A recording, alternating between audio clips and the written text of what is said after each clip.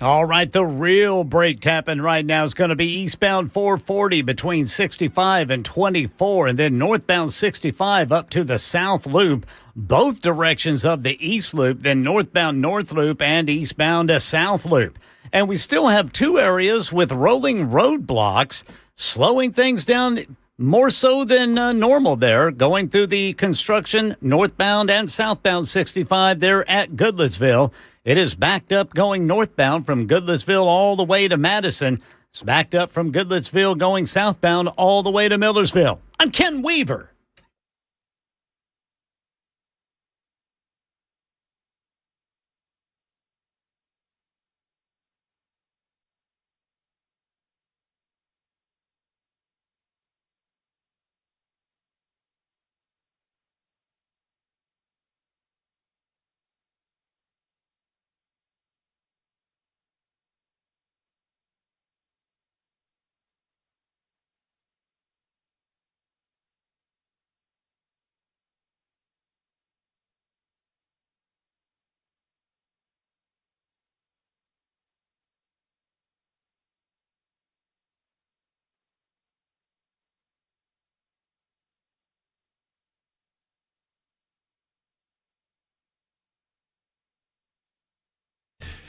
Super Talk 99.7 WTN. Hello, friends. Welcome in. Here we are. Here we go. It is another edition of the Matt Murphy Radio Show back in studio on this Friday edition. Happy to be here. It feels like home because it is. It's 7 after 3. Good afternoon. Hope your Friday's going well.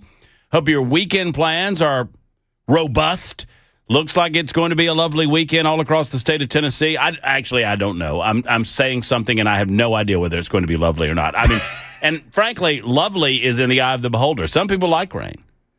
Some people like sunshine. Some people like heat. Some people like the colder weather. I am not trying to tell you what to like. I don't even know what it's going to do. Ken Weaver, do you? I do know what it's going to do. All right, you going to tell me? Well, it looks like there could be a 30% chance of some showers and thunderstorms on Saturday. And then 20% chance Saturday night, back to a 20% chance on Sunday. That feels like those thunder boomers that just pop up, right? Yeah, they're just going to be pop-up variety. Mm-hmm. I'm a little out of kilter and out of sorts today. I mean, obviously, guys, we had the big election night watch party last night at Hop Springs. We're going to talk about that throughout the course of the day. I have 3 guests to tell you about, and maybe a fourth at some point. If the fourth confirms with me, then we can get number 4 in here. I'm trying to get the trifecta of new congressional candidates in the Republican Party on the show in one fell swoop. Because we have Charlie Hatcher coming on at 3:35-ish. Yay. We have Johnny Garrett coming on at 5:05-ish. Yay. Obviously, Frijay between those two. And I'm trying to set something up with Senator, soon-to-be Congressman Brent Taylor. So if we can get those 3, those are your 3 new candidates for the Republican Party nomination to be the next Congress people in their respective districts, number 5, number 6, and number 9. We're doing that. We're endeavoring to do that. But I'm a little bit out of sorts. I'm a little bit off my game because just before I came into the studio, just before I sat down to do this radio show, and there's plenty to do, friends, we have to break down number 5. We have to break down number 6. We have to break down the gubernatorial election. We've got questions to answer and questions to ask. But before we do any of those things, before we even do the pleasantries of the show, I need to ask Ken Weaver a question, and I want Jackson Williams to sit idly by and wait, and then I want him to give his version of the answer to this question. Ken? Yes, sir. Have you seen the new Tennessee Titan mascot? I have not. But I'm going to have to look that up now. Jackson, is this real? Yes. Okay. What do you think? It's a raccoon. What do you think? It is? Yes, of course it's always been a raccoon. T-Rac? Yes. Am I saying that right? TRAC. T-Rac has always been the lovable fuzzball mascot of the Tennessee Titans. Some would suggest that maybe it should be a Titan, but I don't think They had one of those too. Did they? They got rid of him. What did he look like? Just Big fella. Just kind of a brute. Is a big old fellow with muscles, and he had a sword. Did he? Big sword. Had a sword. We try to pronounce those W's. Ken. I like that. I like that one. Yeah. What? The fellow with the sword. The sword. Yeah, the sword. The sword. Did he have a lot of armor on and maybe a helmet or? Yeah. Okay. Well, now we've had T-Rack for some time now, and T-Rack has a new look, and I'm going to go ahead and take credit for this. Oh, because you got legal owning of a raccoon in the state. Look, the legislature. The Tennessee Titans, if anything, they're smart with their dollars. I mean, come on. Just look at their draft selections over the last several years, Cam Ward notwithstanding. So, I mean, the Tennessee Titans understand. I mean, Amy Adams, come on. She understands how to make a dollar work. And so she understands a business opportunity when she sees one. And they clearly listen to the radio show over there at Tennessee Titans Complex. And they clearly understand that ownership of raccoons is about to explode in this state. Thank you to Matt Murphy, Cameron Smith, and others. And for that reason, they're taking advantage of it. And they want their raccoon to look more. I mean, the old raccoon didn't really look like a raccoon. It looked like just some sort of woodland creature. It was kind of just a random. He was a whimsical little fella.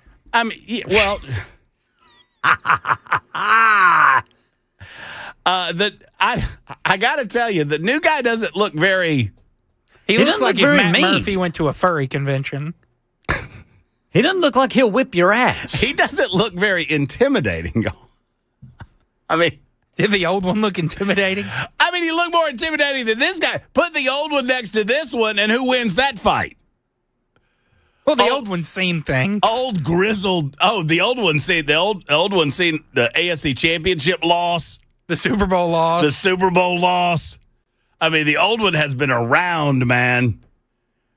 Rough stuff. That old one, I would guarantee you that old one's been in the Cumberland at least twice. They it should hit have a Cowboys player with its ATV. Their mascot should be a Kraken or something. What, the Titans? Yeah. Like Clash of the Titans? Yeah. I wouldn't mind that. Well, I mean, I get it, y'all. I'm not anti-raccoon. This guy, I mean, he looks too sweet. He looks like he wants to hug you to death. Then what am I saying? My Sooners got a couple of blonde horses.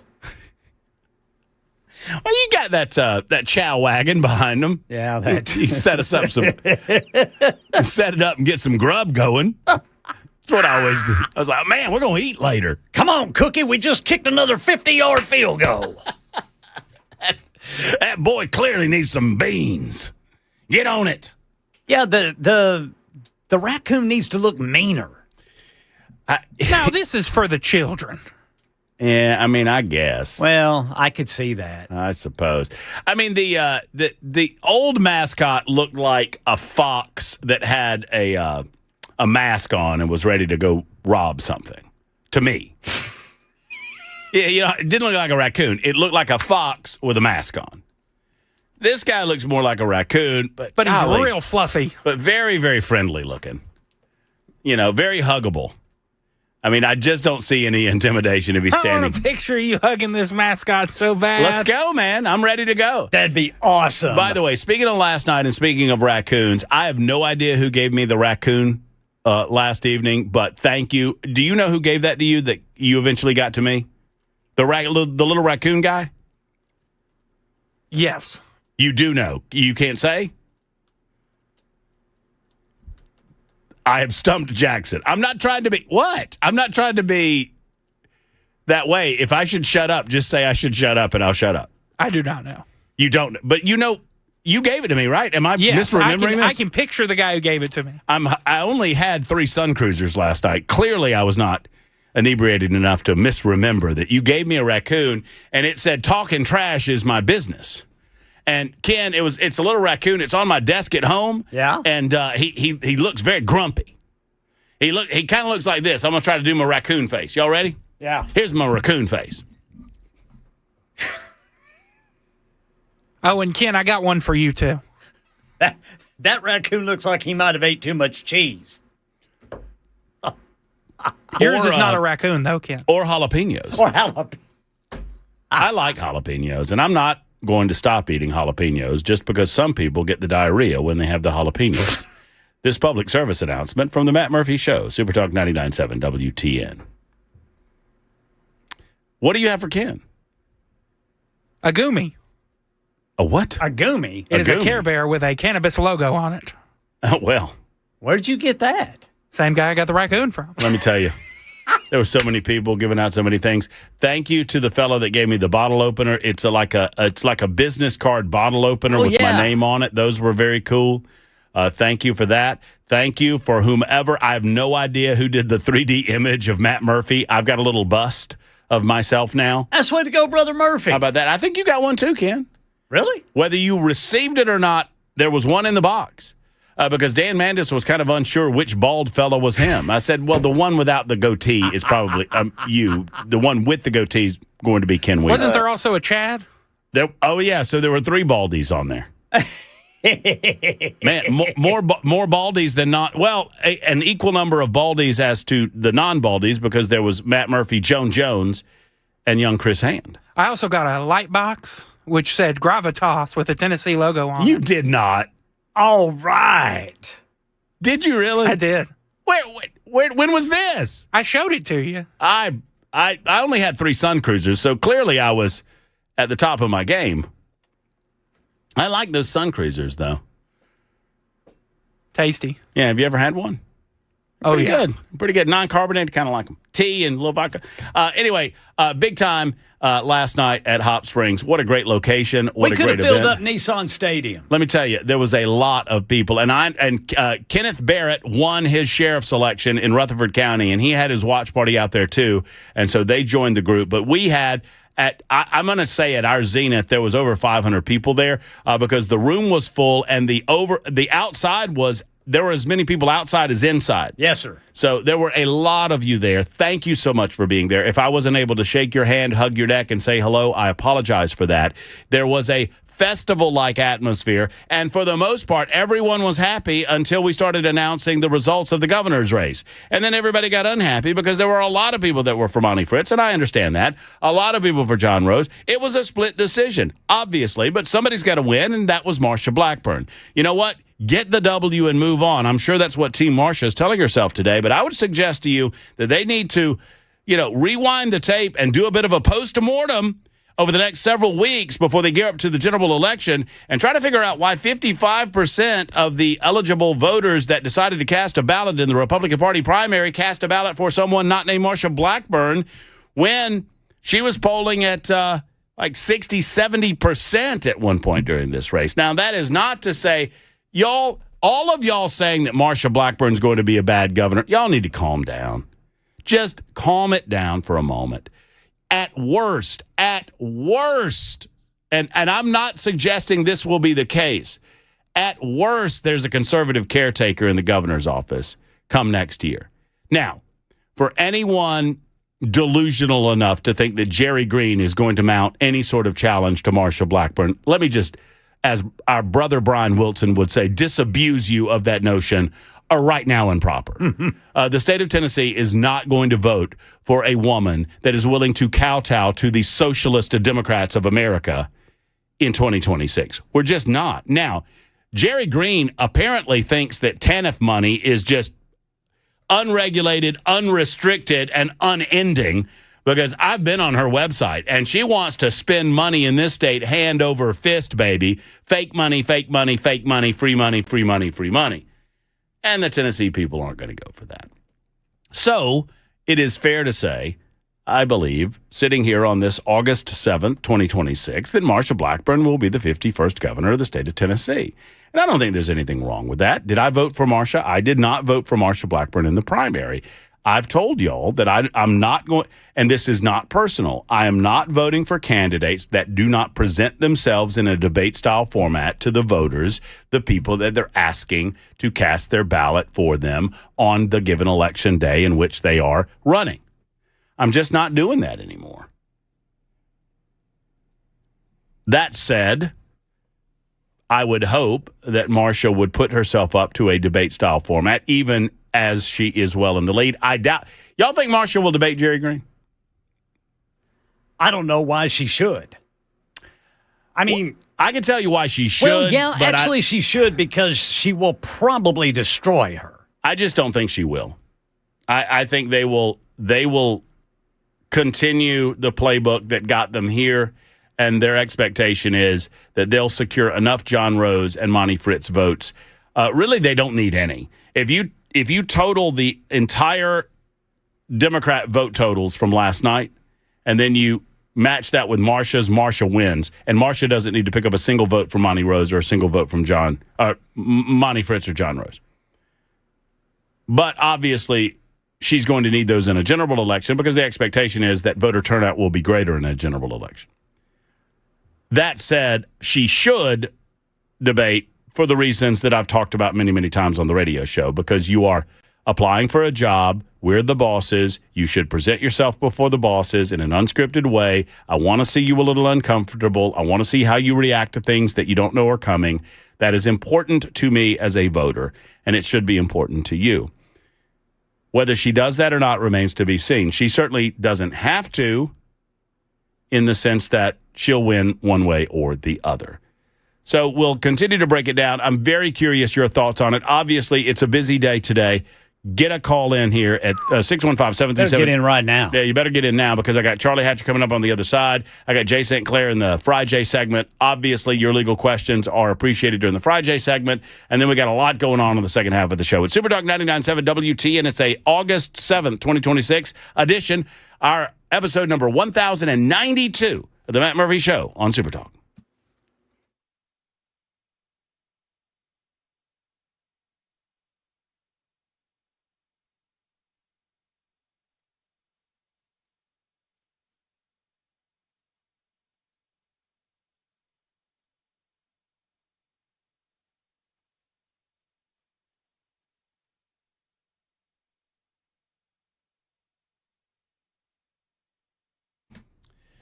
Hello, friends. Matt Murphy for Dickens Turf and Landscape Supply. Mow lawns, big lawns, as a matter of fact, in less time with Dickens Turf and Landscape Supply on your team with Toro zero-turn riding mowers. They feature Pro DNA, giving you the same cut quality and reliability as commercial mowers for a professional-looking lawn. And Toro's unique My Ride suspension system keeps you comfortable over the roughest terrain. Ask them about their insane, incredible 0% financing offer. Go where the pros go, Dickens Turf and Landscape Supply. While you're looking for quality parts, products, and the best advice available, visit your one-stop Toro shop, Dickens Turf and Landscape Supply. They have 7 convenient Middle Tennessee locations. I can name them all. Nashville, Bellevue, Murfreesboro, Brentwood, Moore, Hendersonville, Mount Juliet, and Franklin. Never too far away from one of the best stores imaginable. Visit them online at DickensSupply.com.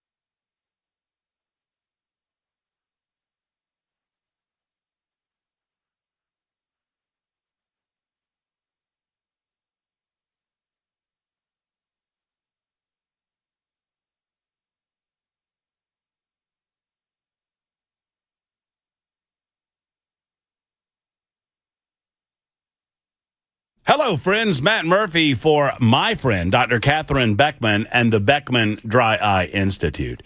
I am very passionate about Dr. Beckman and what she does because I'm passionate about helping you eliminate what so many people go through on a day-to-day basis, and that is eye irritation, dry eyes, and the general malaise that comes with having something impacting your vision and your tears. You try sorts of drops and ointments, and they don't work. Well, may I introduce you to Dr. Catherine Beckman and the Beckman Dry Eye Institute? They're located in Franklin on Mallory Lane. They treat dry eyes. It's called ocular surface disease, and whether you know you have it or not, it merits a conversation, a visit to either her website or an appointment today. She treats people like my wife, Erica. She has chronic dry eyes, and Dr. Beckman has treated her. She has all different forms of modalities to treat the underlying problems of why you have symptoms. She's an expert in her field. Her practice is up to date. I've been to the practice, absolutely love it, and I will love it if you give her a call today. If you have dry eyes, for whatever reason, you owe it to yourself to make an appointment and end this permanently with a visit to Dr. Catherine Beckman. 629-230-3161. That's 629-230-3161 or online at BeckmanDryEyeInstitute.com.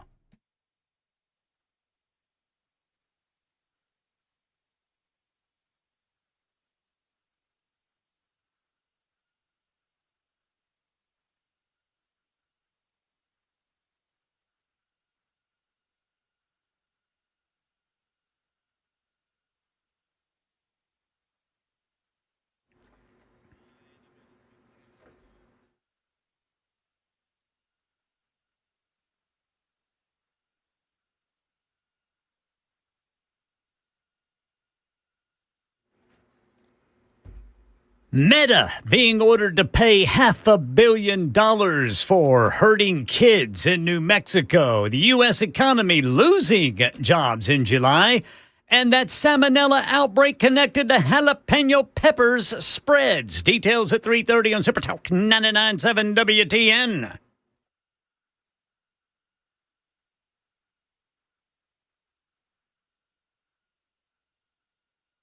I'm sorry, I'm arguing on social media with a colleague of ours. Would you like to know who?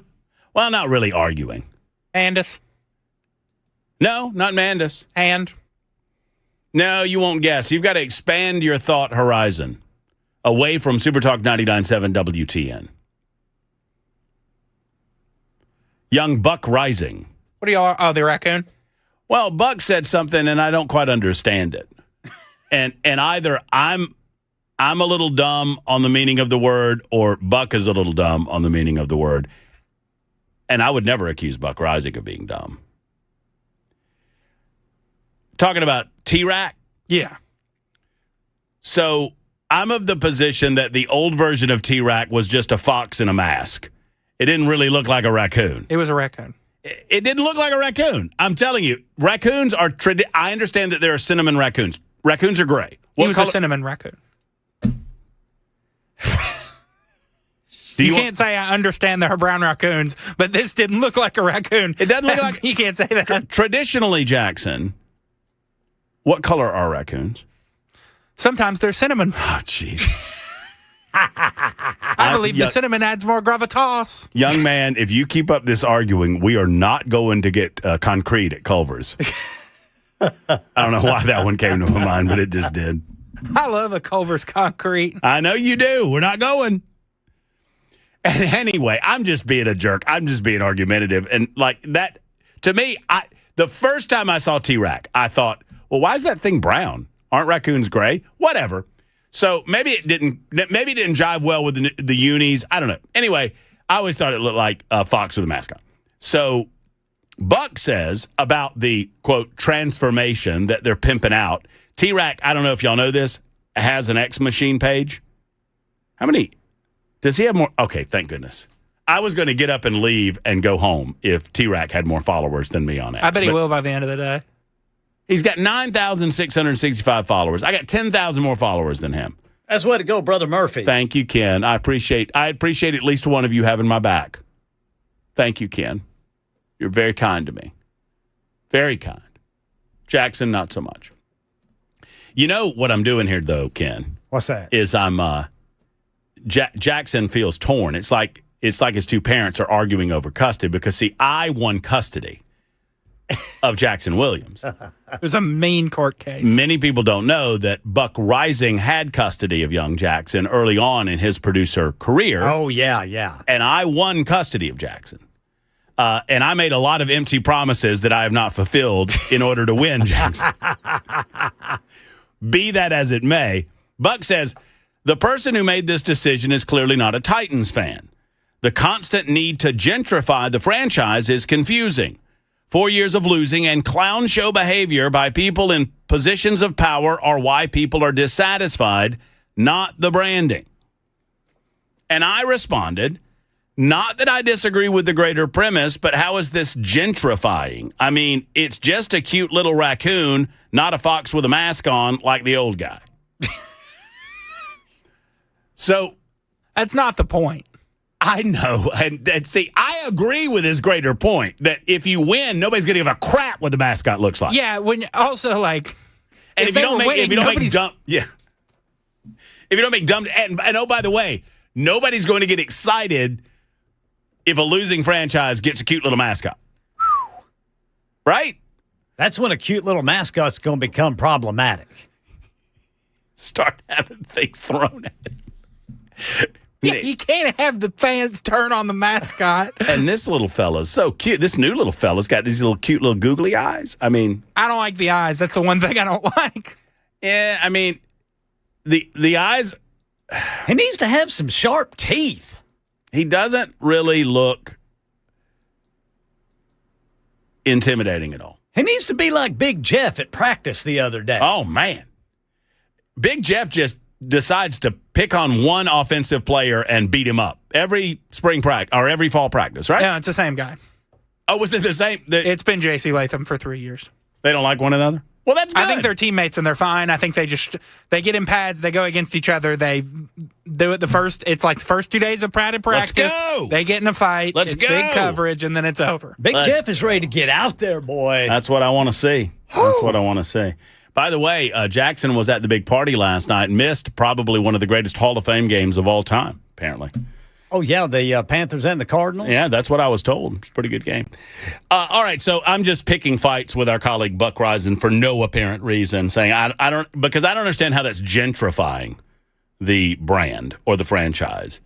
I don't know if that word means what Buck thinks it means. Anyway, 33 after the hour, we'll get into the big gubernatorial race, but before we do, Charlie Hatcher coming up next on Super Talk 99.7 WTN.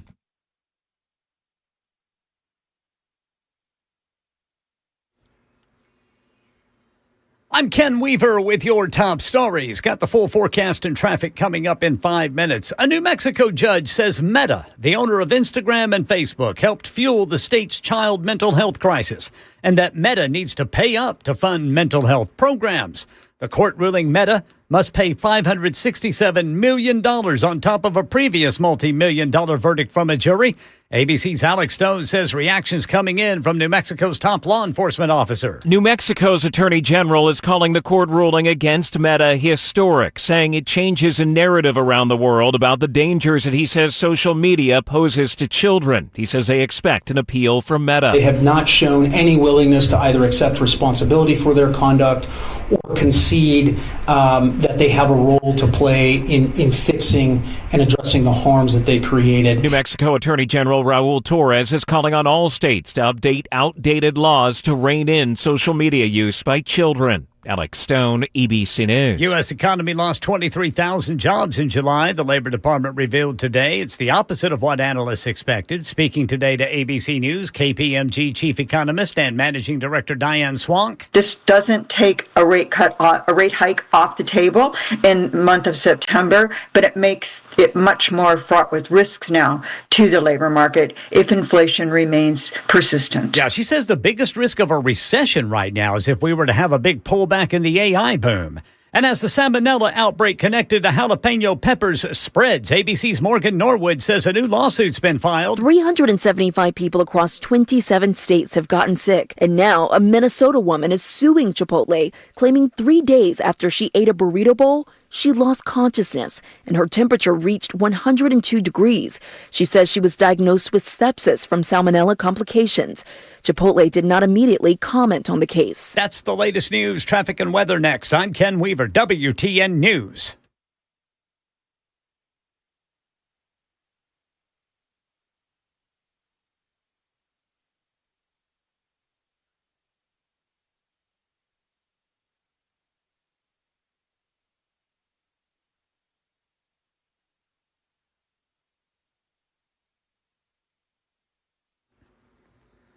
All right, we got a crash in Woodbine. It's with injury. East Thompson Lane, just north of Briley Parkway and South Lake Drive. Then in Rutherford County, we've got an injury crash. Old Fort Parkway, just east of New Salem Highway. Northbound 65 to get up to the South Loop downtown. That is Brake Tapping City. And so is the construction area, northbound and southbound 65, once you get to Goodlettsville. Both directions. I'm Ken Weaver.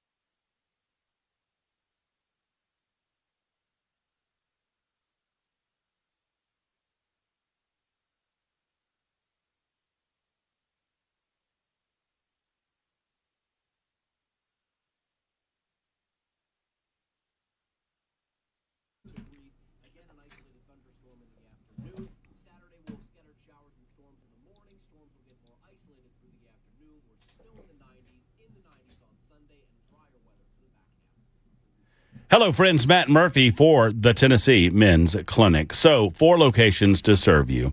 As we've talked about the Tennessee Men's Clinic, more and more men are waking up to the idea that you don't have to live like this, gentlemen. You don't have to live with lower energy levels at a certain age. You don't have to suffer in silence as your ability to have that romance continue in your relationship. Maybe you have a long-standing relationship and you just don't feel it anymore. You still love your loved one. You care for her deeply, but you just don't have it like you used to. There's no shame in this game, man. This happens to a lot of fellas, and it's time to solve it with the Tennessee Men's Clinic.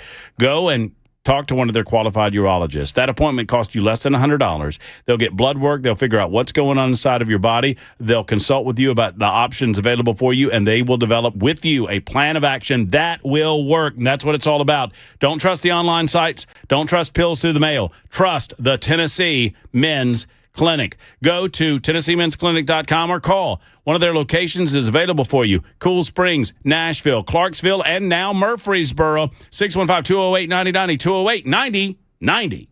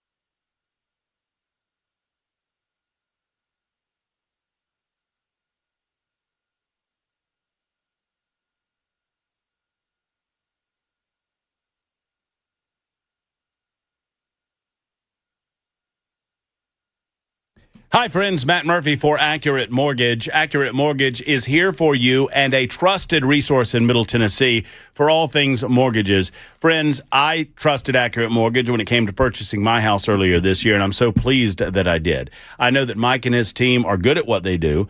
They can crunch the numbers and get you the best going rate and get you the best deal possible. Accurate Mortgage will never advise you to do anything that is not in your best financial interest, whether it's the purchase of a home based on current interest rates, refinancing a home, renovating your home, or trying to pay off higher interest credit card debt. They're here for you for all of those reasons. And they've been serving Middle Tennessee for a long time. They're your neighbors. They see you at the grocery store, at the ball game, and they want to be able to look you in the eye, and they can because they do mortgages right. That's what it's all about.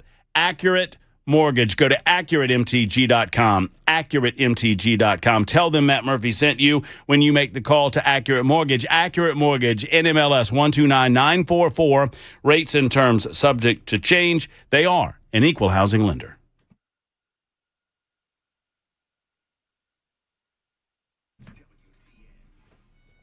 Hey, later on, I want an Action Jackson Sports Minute on Inez Cantor Freedom. You see this? You see this, Ken? This Inez, I don't know how to pronounce her name. Inez Cantor Freedom was a first-round pick in the NBA. Okay. Who has now said that he is declaring that he is a transgendered person, and he is declaring as eligible for the WNBA draft. Oh. Is he serious? Yes. Well, apparently some of them are all about it. Inez Cantor Freedom is declaring for the 2027 WNBA draft as a transgender athlete, saying, quote, "If simply declaring who you are is all that's required, then I meet every requirement necessary to compete in the WNBA." He will score 80 points a game. 80 points a game. Oh, he'll score more than that. He will score every time he wants to. Yeah, anytime. Anytime he wants to score, he will score. Yes, he formerly played for Boston. I don't know a lot about his background. That's why we need an Action Jackson Sports Minute. Give us an update on this young man's background prior to becoming a young lady. Heck, if Bruce Jenner can do it, why not? Why not? He's a big old boy. Big old fella. Well, I guess he's...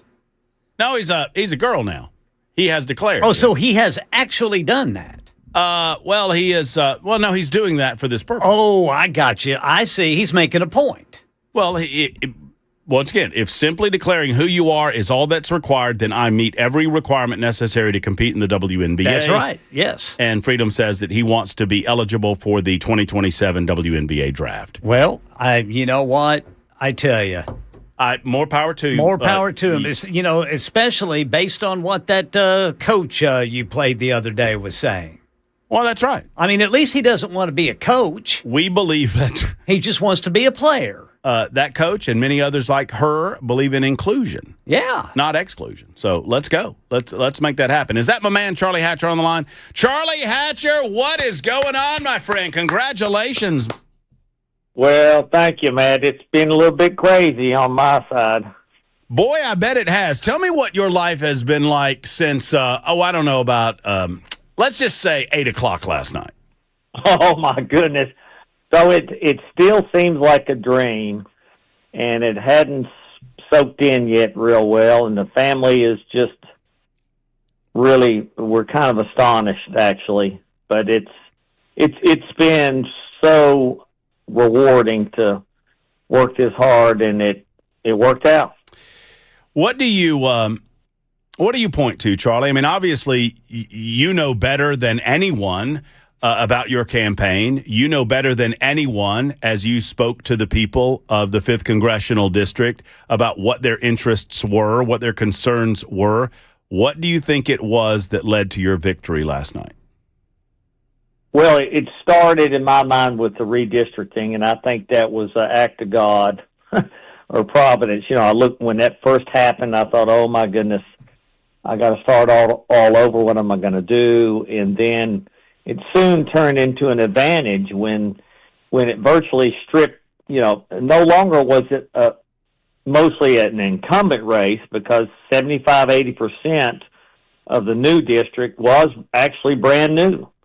And so when those western counties and those newer counties, many of them didn't know Andy Ogles or Charlie Hatcher. But if it was an ag community, guess what? They knew Charlie Hatcher. So we thought, and I thought, and many thought that gave us a leg up, and I think it did. And you couple that with our grassroots campaign with this ragtag team of mine, which was family members and friends and new friends, and that we'd met along the way in campaigning. It was just a good recipe.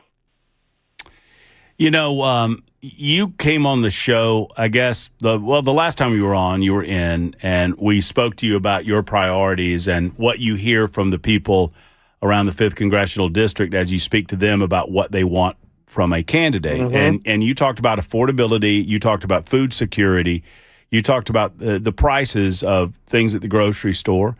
I feel like that has to resonate. And you were unafraid to go there when I think, frankly, some Republican candidates were a little more hesitant because they didn't want to seem like they're stepping on our president's toes. And I know that you love Donald Trump, and he's endorsed you, obviously. He came out this morning and said, hey, Charlie Hatcher has my full endorsement in the general election, and I know you appreciate that. But, I mean, was that a major part of your conversation with the people of the 5th District is, hey, I'm a farmer. I know what it takes to put food in the grocery store and put food on the plate, and I'm going to work hard to try to lower those prices? Oh, I think it's a nail on the head because, that really was the number one issue. Everyday living expenses, food prices, fuel prices, energy prices, child care, everything in today's world, it's not cheap. Everything just seems like it's going up. So, yeah, that's what was on everybody's mind. That was the number one issue, and I couldn't get away with it. And I understood it because of the cost of production of our products here at the dairy. It's the same whether you're a small business, a big business, or average citizen. These costs they're crippling. Well, you also made it a point to say that District 5 in the state of Tennessee, I think one of your slogans, a workhorse, not a show horse. And yes. And I thought that hit the nail on the head, some of the stark differences. And I'm not here to speak ill of Congressman Ogles. He served and he did it in his own way. But I truly believe, especially in some of those farming communities that you spoke about, that rang very true to them, that you have spent, the last 8 years of your public life on the ground trying to help those farmers out. And I guess your message is you're going to do the same thing for the people of the 5th District in Washington, D.C.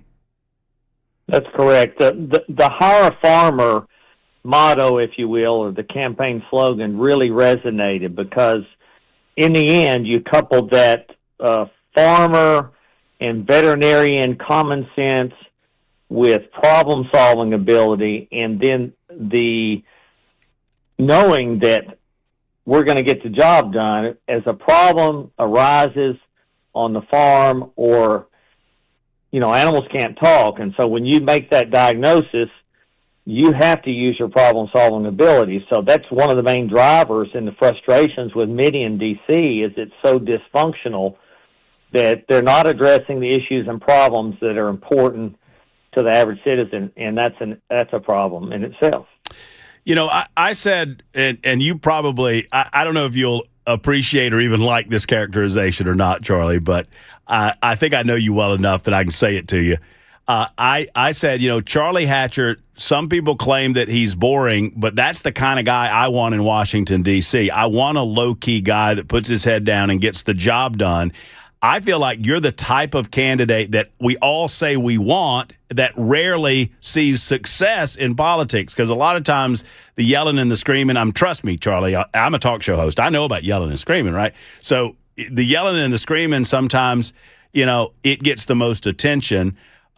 but you just kind of put your head down and kept after your business and kept shaking hands. And I just, for one, am proud to see the kind of the workaholic get the attention that he deserves and get the votes that we need to send someone like you to. And I know the game's not over. Trust me. Don't get me wrong. I'm not suggesting that. We got a lot of work to do, but I'm just appreciative that the quote unquote boring candidate won. Yeah, I think that's probably correct. I mean, and it is a matter of, we've got to roll up our sleeves and get back at it. But it's just the appreciation that we're going to address the issue, and we're going to work hard to resolve it, and we're going to get things done. So, I told a lot of people this early on, that many campaigns are run on fear and anger, and I wasn't going to do that, and I didn't do that. And I think people, I learned that from Governor Lee, and I had my mind set on not going negative, and I didn't. Yeah.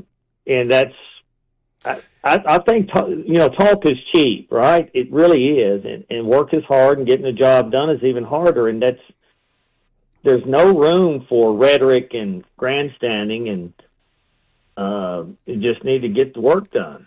I do want to ask, because the question has come up, and I want to hear from the man himself, that you did perhaps benefit from a third-party ad buy. It was a political action committee. Some tried to tie you in with this organization that they called a green group. I want on the record for you to speak to this. Did you have any association with this organization that was putting money into your race or into this race? Absolutely not. I didn't know who they were. I didn't know what they represented. I didn't my campaign had no coordination whatsoever. And I was just as surprised as anybody to see the commercials.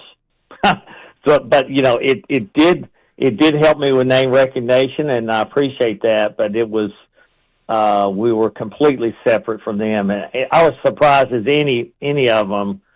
Some of the attack ads on the other side. The two outside groups that were doing that were both PACs, and they just kind of.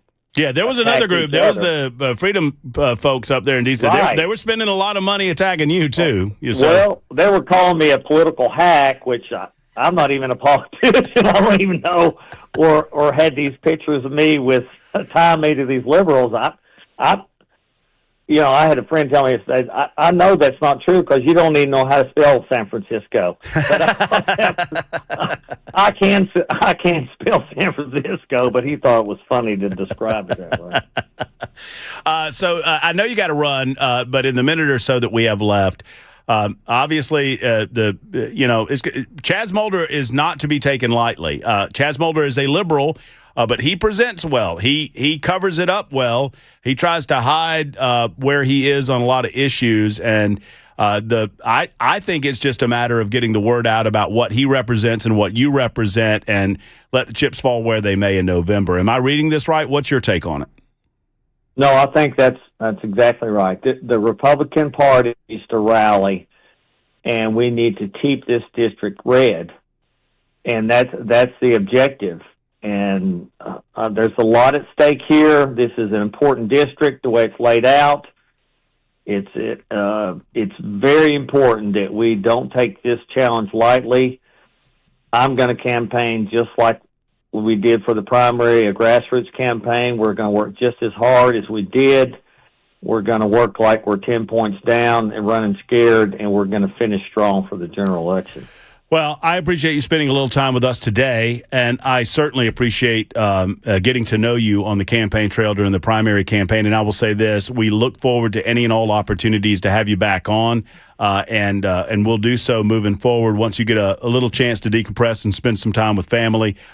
Thank you, Charlie, for everything. And, a lot of people are suggesting free chocolate milk for everybody if you win in November. I don't know how that would work for your business model, but that's what they're saying. How much chocolate milk would that be, you think? The 5th Congressional District is not a small place. I don't think you owe the entire – I don't think you would owe the entire state of Tennessee, but, man, District 5 is pretty big in and of itself. Heck, Jackson is in for 2 gallons by himself, Charlie.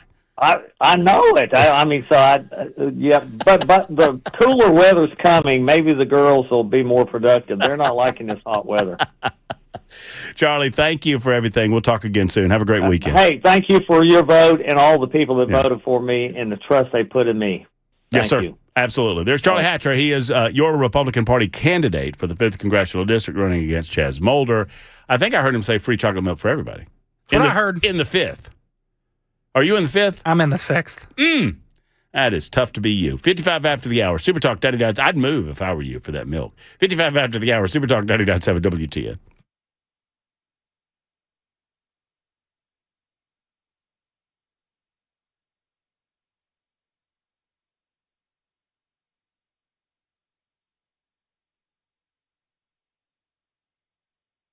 Hey, you looking thick? I mean, I don't think that that's a compliment if somebody tells you that. I think they're telling you to go to Contours LLC. You got extra inches, maybe a bulge here and there, making you uncomfortable in your clothes, uncomfortable in your own skin.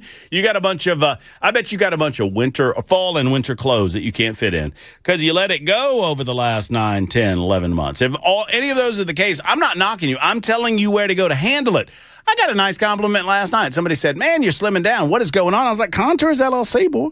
I mean, that's just the place to be. Contours in Franklin can help men and women transform their bodies for years down the road. It's a proven track record with red light technology. Folks, I was like you. I didn't believe it. Keith tells me about this, and I'm like, okay, all right, this seems like science fiction stuff that's not going to work. And then I did it. For $99, you can try it. The first 10 people to make the call, you'll get the $99 Belly Buster special. And oh, by the way, that $99 is only if you lose 2 inches across your midsection. If you don't, it's free. How about that? Friends, just make the call that so many others have made. 615-236-9960. 615-236-9960 or book online at contoursllc.com.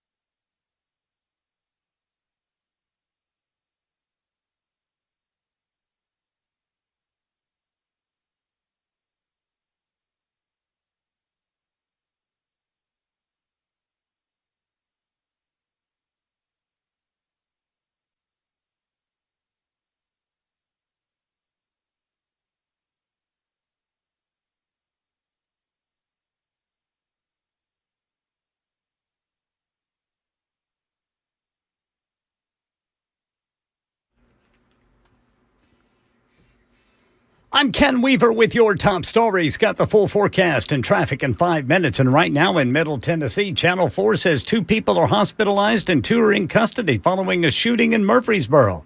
Channel 4 says it happened at the town suites this afternoon. 2 suspects trying to run away but were caught in the parking lot of the Tennessee College of Applied Technology next door.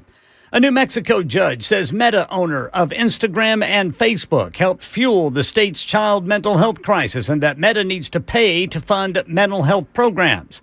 The court ruling Meta must pay $567 million on top of a previous multi-million-dollar verdict from a jury. New Mexico's top law enforcement officer weighing in. Details from ABC's Alex Stone. New Mexico Attorney General Raul Torres says his state's massive victory against Meta is proof the narrative about social media and children is changing around the world. Yesterday's decision was, by all accounts, a historic moment. He says New Mexico relied on a 56-year-old outdated statute written long before social media and smartphones. He's calling on his state and others to update laws to be in line with current technology. Meta says it will appeal the verdict. Alex Stone, ABC News. Yeah, Tennessee is about 2 weeks into its lawsuit alleging Instagram's design harmed kids, and Meta ignored warnings about it. Meta denies these allegations. The economy lost 23,000 jobs in July, according to the latest federal report. That was an unexpected drop, and analysts had expected the economy to add jobs. The unemployment rate sits at 4.1%. ABC's Elizabeth Schulze covers the economy and markets. This is job losses last month, and the expectation had been that we would see over 80,000 new jobs added. There are certain sectors where the jobs were lost by the biggest amounts: local government, education, retail, hotels, and food services. We did also see a drop in the participation rate, meaning fewer people were trying to find work. KPMG chief economist and managing director Diane Swank says the only industry fueling major economic growth for the U.S. is AI, and the biggest risk of a recession is if we were to have a big pullback in the AI boom. Health officials are warning beachgoers about an increase in cases of a dangerous flesh-eating bacteria. The resulting infections have claimed nearly a dozen lives this year. Vibrio vulnificus bacteria live in the warm waters primarily, but not exclusively, along the U.S. Gulf Coast. Florida's recorded 14 infections since the beginning of the year, including 2 deaths.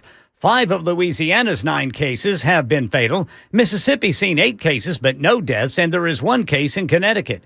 And for the first time, scientists have used AI to create viruses that don't exist in nature. A research paper in Thursday's journal Science says the AI-created virus was able to infect bacterial cells in a lab, but didn't use viruses that harm humans. Researchers trained the AI to predict DNA sequences, kind of like how ChatGPT predicts the next word in a sentence. On the plus side, it could solve genetic disorders and antibiotic-resistant infections. The downside? That a rogue researcher might create a bioweapon. Wayne Cabot, ABC News. That's the latest news. Traffic and weather next. I'm Ken Weaver, WTN News.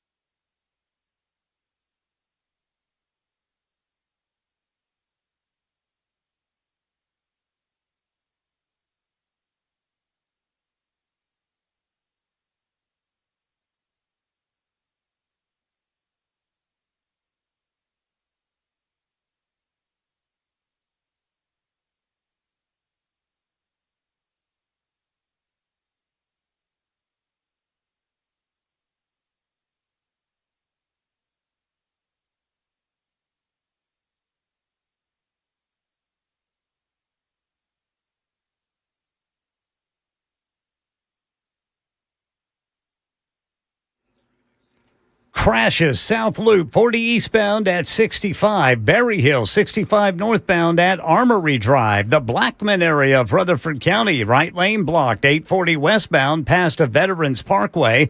Back here over on the West Loop, we've got 40 eastbound at 65 west. I'm Ken Weaver.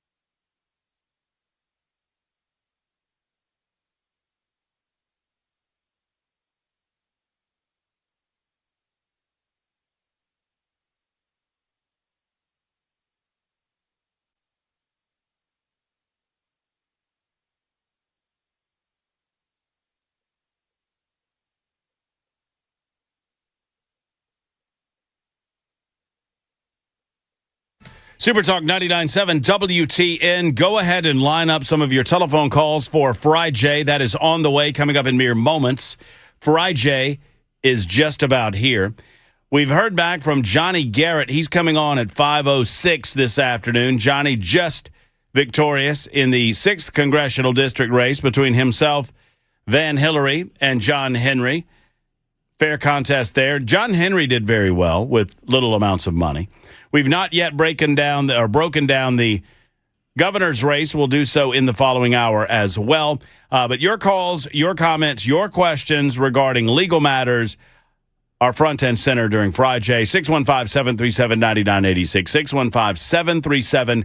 615-737-9986. And I'm going to lean on your questions today because we had something that I wanted to ask Jay about, and I can't remember what it was. Do you remember what it was? There's something that came up over the past week of a legal nature, and I can't remember. I'm busy preparing Jay for his role as Attorney General of the state of Tennessee.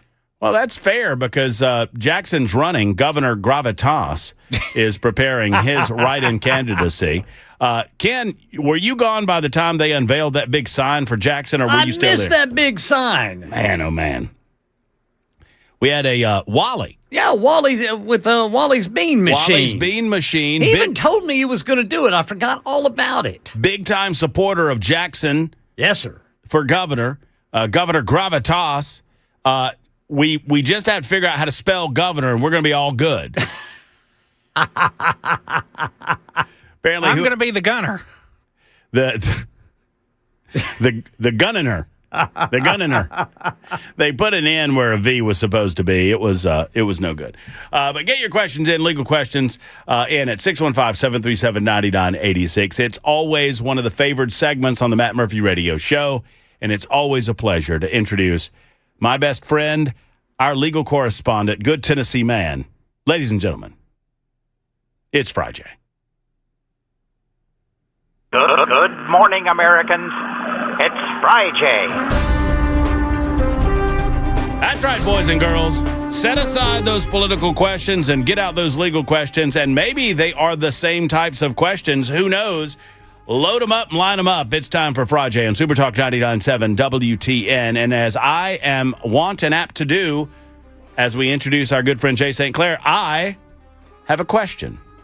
Hello, Jay. Hey, Matt, you got me? I got you. Good. And I have a question for you. All right. How you doing? Yeah, I thought you might ask me that, man.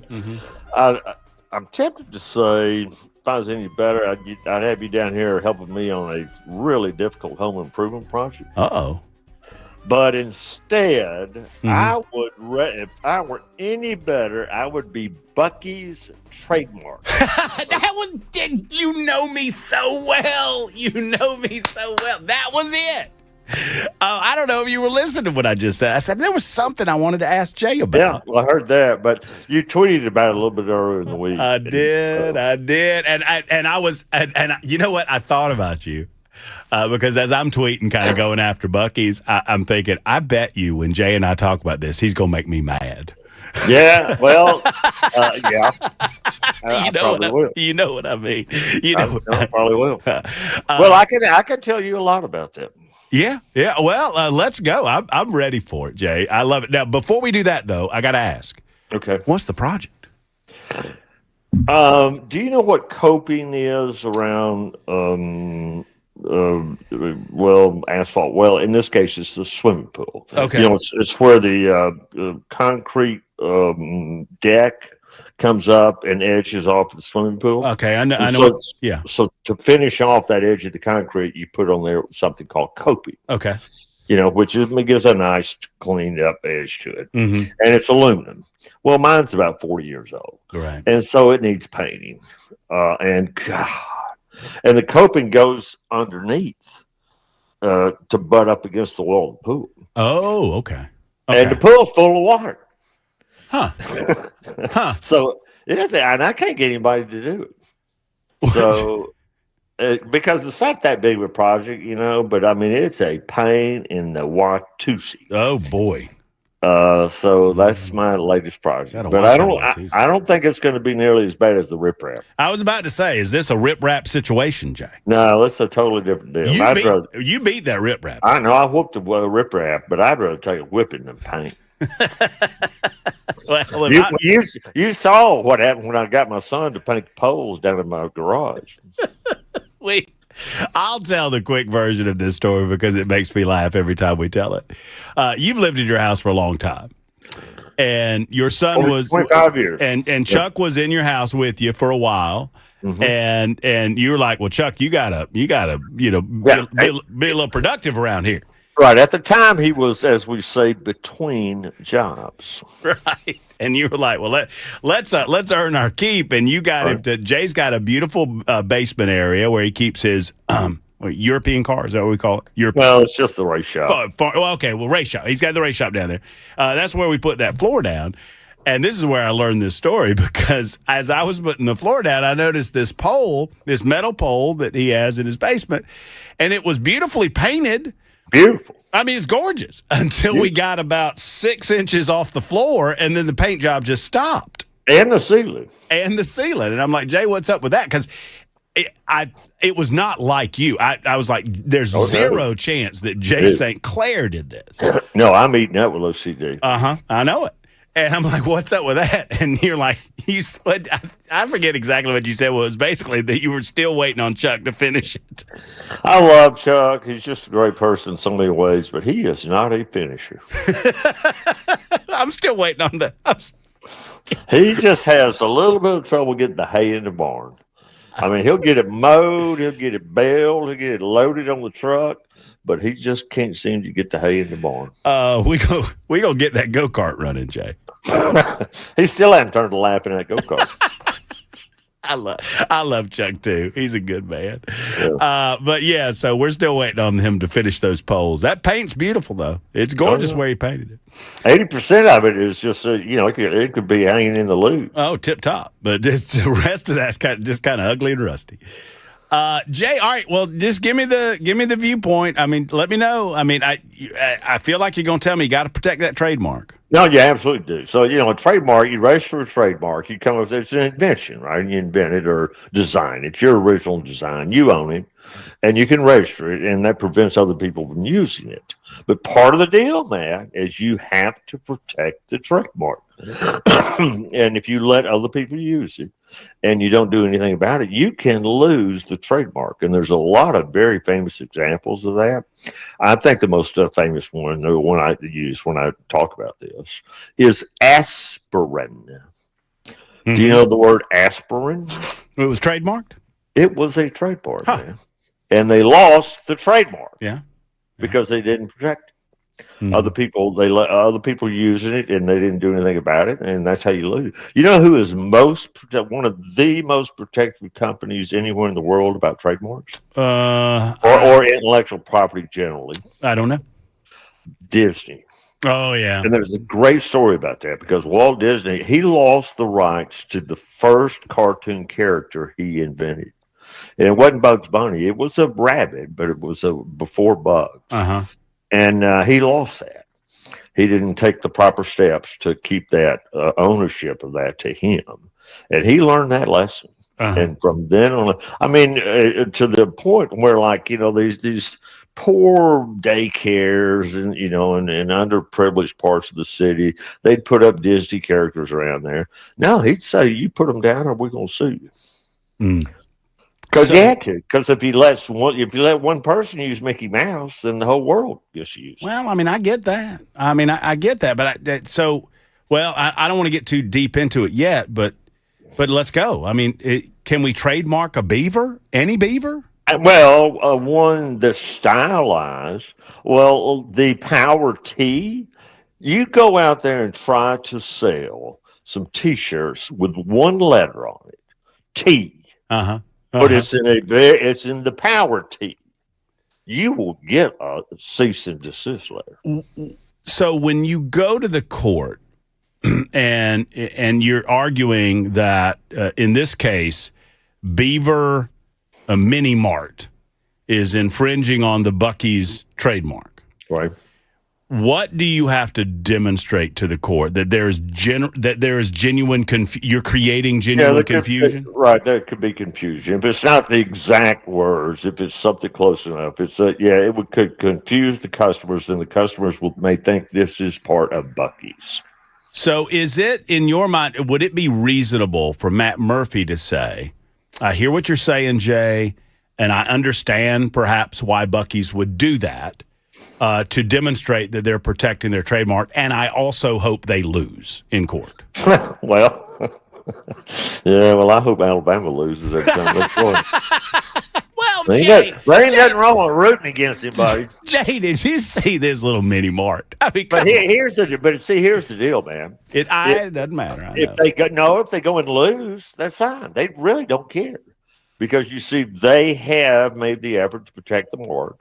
And then the judge said, "Oh, don't worry, this doesn't infringe." They're like, "Okay, cool."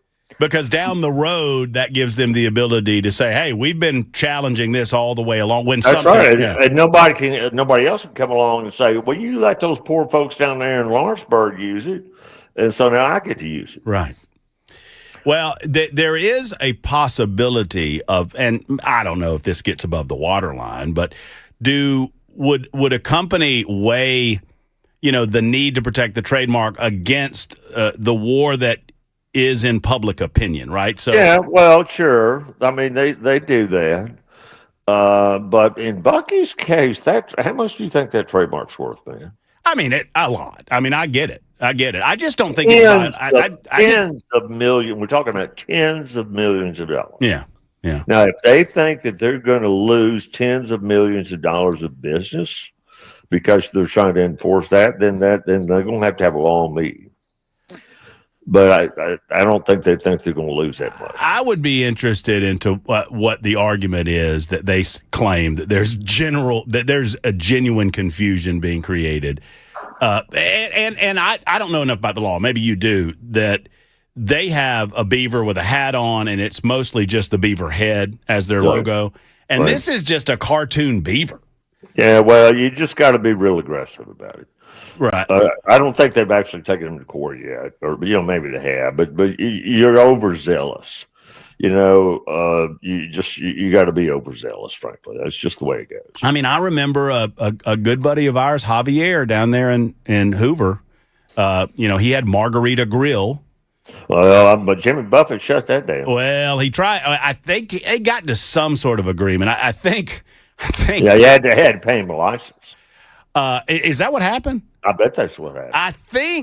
I thought I remembered that he demonstrated that he named it after his grandmother, which was Grandmother Margarita.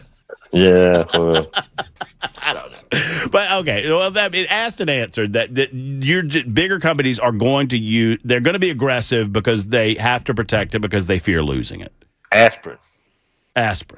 Well, I just don't believe that this is. I just hope they win. I hope they win in the court of public opinion. I don't think it rises to the level of infringement, but what do I know? I'm just a schmo on the radio. But what you're telling me is that doesn't really matter in this case, that you've got to be aggressive in protecting it if you feel like it comes anywhere close. Man, where'd you get your laundry? I mean, I Walmart. You get it at Walmart. I sit next to a guy playing golf, and he is a very smart lawyer, and I just try to get a little to rub off on me. That's all I'm doing. All right, 615-737-9986. A lot of people want to talk with Jay on Frijay, as is usually the case. It's 22 after the hour. We're going to do that next on Super Talk 99.7 WTN.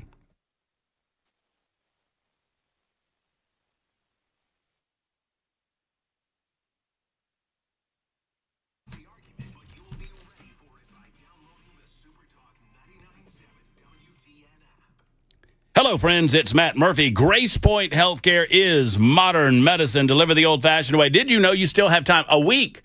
One more week to go with their sports physical deals, and these are great, right, for returning students that are going back into school. They got to get a sports physical for football or whatever it might be. Grace Point Healthcare is offering those at their Franklin location. Get in, get that sports physical taken care of, and you don't have to worry about it anymore. Grace Point Healthcare is modern medicine delivered the old-fashioned way. Friends, Grace Point treats the entire body with a comprehensive medical approach, getting to the root of the problem, not just treating the symptoms, which is what it's all about. Their Smart Care Plan, $99 a month, and you have unlimited office visits throughout the course of the year. Plus, that's not an out-of-pocket payment. You can pay that with your HSA, which is pretty nice, too. So, Grace Point Healthcare, affordable, convenient, comprehensive medicine. They don't let the insurance companies dictate what their doctors do. That's what it's all about. Located in Franklin, 599-6868. 599-6868. Don't forget about the sports physicals for the kids. It's Grace Point Healthcare.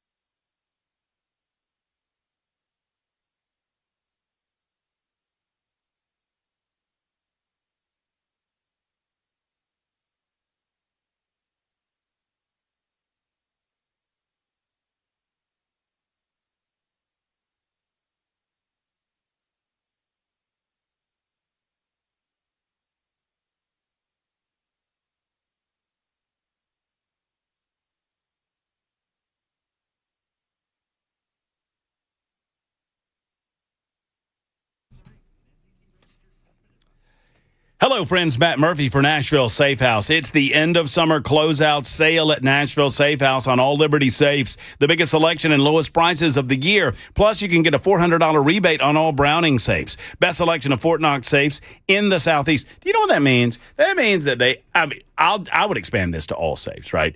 All fire ratings, all brand names. They have a better selection at Nashville Safe House than any other, not just any other safe company in town. Heck, you put every single safe company in town together, and they don't have the number of safes that Nashville Safe House enjoys. They just don't. They have the best selection not only in the Southeast, but in the United States of America, and that means the world. Friends, right here in Nashville. That's right. Don't even bother going anywhere else to purchase a safe. Go to Nashville Safe House. You'll love it. They're the place to purchase, the place to buy. No sales tax on gun safes at Nashville Safe House, of course. They have the right one for you. They are as friendly as the day is long. And right now, summer closeout on all Liberty and a huge discount on Brownings. 4th Avenue South in Nashville, across from City Cemetery, it's Nashville Safe House.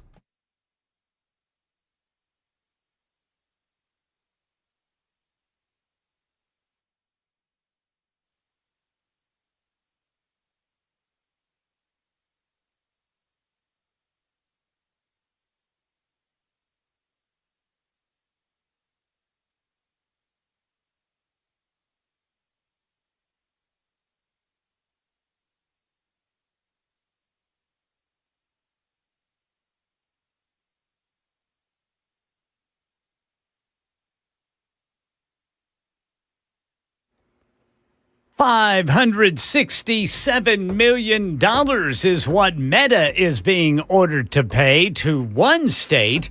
U.S. economy lost jobs instead of gained jobs, and health officials warning beachgoers about a flesh-eating bacteria. All this and more at 4:30 on Super Talk 99.7 WTN.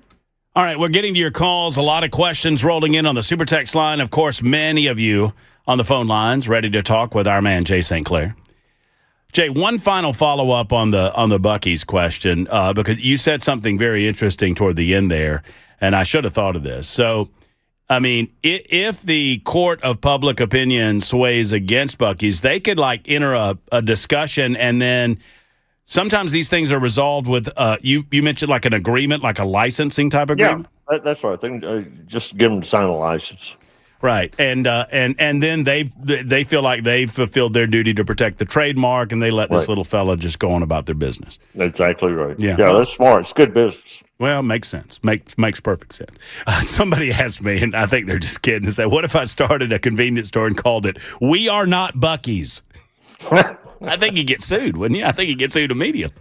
Yeah, okay. If you use the word Buc-ee's. Yeah. Well, what if you call it 7 and 11.5? Yeah, well, we stay open till 11.5. All right. Warren is first up with Jay on Frijay. What is going on, Warren? You're on with Jay St. Clair. Yes, I got a question about private sale of a vehicle. Right. I was going to sell my private vehicle to somebody I know. Money wasn't the problem. I trust him with the money. Everything was fine. He didn't. What I wanted to meet him at the county clerk's office. He paid me the money. We go in, we transfer the title. He gets a place for it. Bam, bam. He didn't want to do that. Right.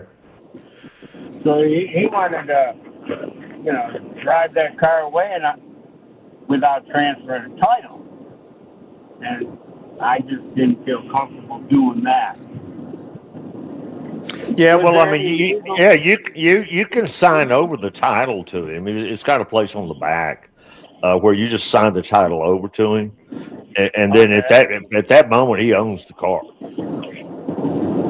Okay, but let's say he owns the car, but it's still registered with the state in my name.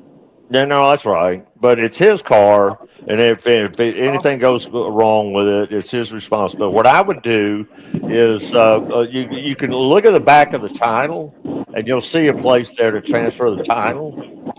You got some really bad ambient noise going on there. Are you on a speakerphone? Yeah, Warren. It's tough it's tough for me to hear you, and I bet it's tough for Jay to hear you. So. Right. Yeah, so anyway, the answer, Warren, is look on the back of the title. There's the place there where you can sign the title over to him. You can just do that, make a copy of it, and give it to him. And if for some reason he doesn't go register in his name, if something ever comes up, you've got proof that you sold the car to him. Yeah. Okay. Well, and Warren, I had to let you go because of that ambient noise. But if there's any follow-up, just hit us up on the Super Text line, and I'll try to get it over to Jay. 615-737-9986. Marla and Russell and Jeff and another Jeff, two Jeffs. It's the bottom of the hour. We'll get to each of your calls coming up in a moment, right after the news on Super Talk.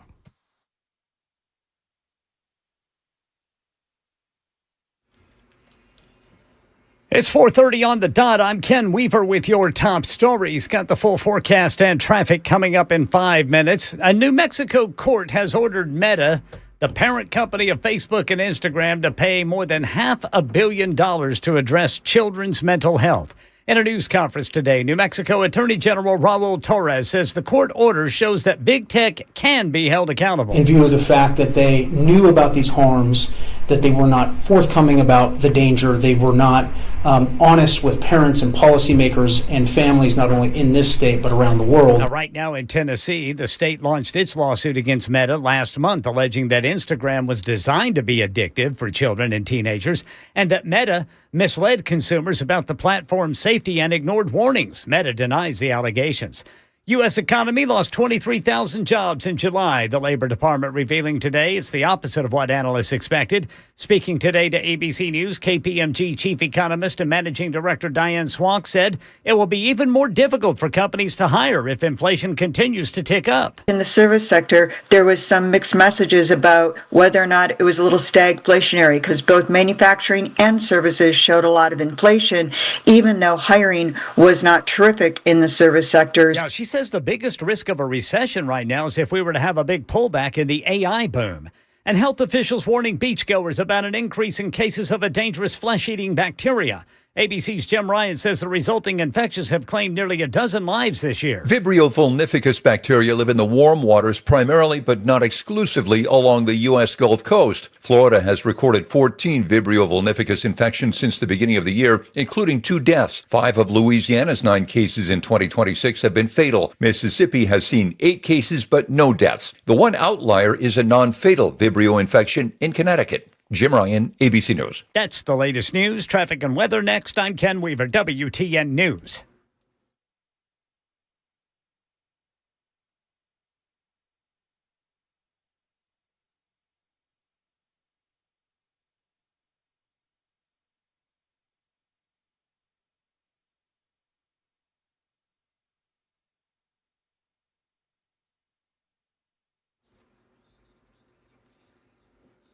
Bellshire, we've got a crash blocking the right 2 lanes of 24 westbound past Briley Parkway. Over on the South Loop, a crash 40 eastbound at 65. Then in Berry Hill, 65 northbound at Armory Drive. Blackman area of Rutherford County, we've got a crash on the right shoulder, 40 westbound past Veterans Parkway. That's actually a vehicle that ran off into the tree line there. In Woodbine, we've got a crash, 440 eastbound past Nolensville Pike.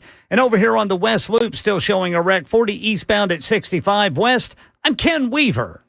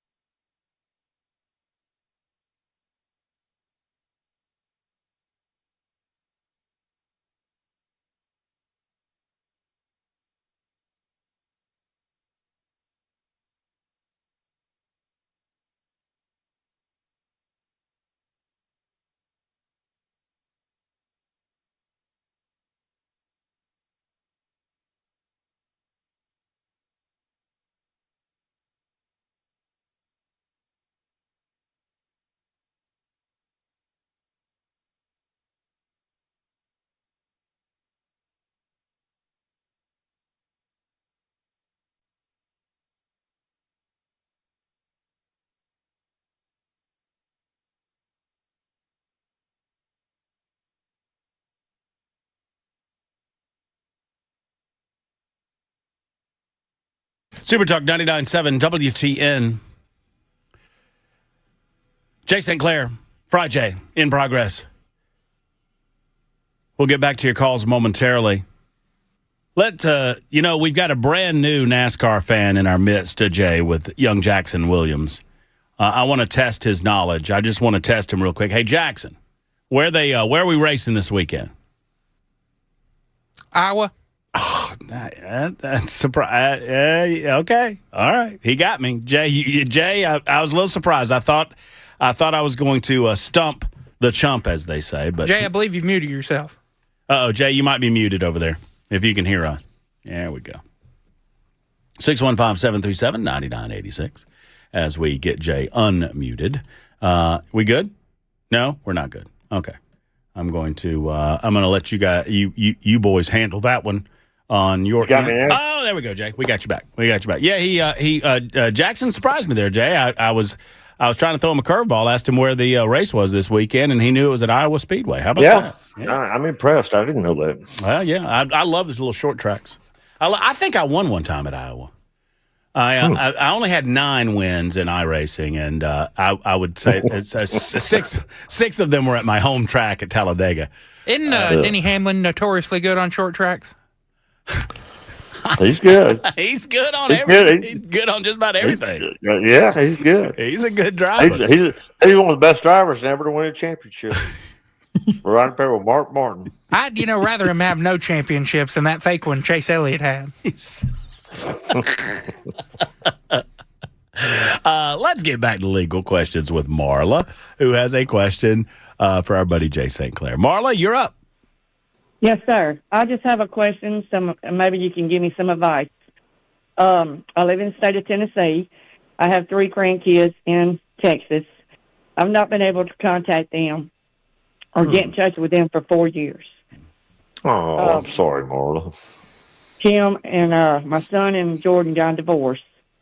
And I'm just wondering if I have any legalship in to trying to contact my grandkids. Yeah, I mean, sure, you can try to get in touch with them, Marla. This is the best way to do this. It'll cost you a little bit of money, but I think it's worth it. You need to hire a private detective. I need to get a good private detective up in Nashville. I've got a great one down here. But the first thing you just got to do is find them, Marla. And private detectives is very good at doing that. And so your child was your child the father or the mother? Yes, sir. My son was the daddy of the 3 kids, and and now the kids are with the mom. Yeah, the kids are with the mom. And are they remarried? How are they over age 18? No, sir, they're not. One's 11, one's 7, and one is 6. Does your son know where they're living? No, sir. They want him. He's paying child support, but he has no contact with them either. Oh. So he doesn't have a last known address or phone number or anything?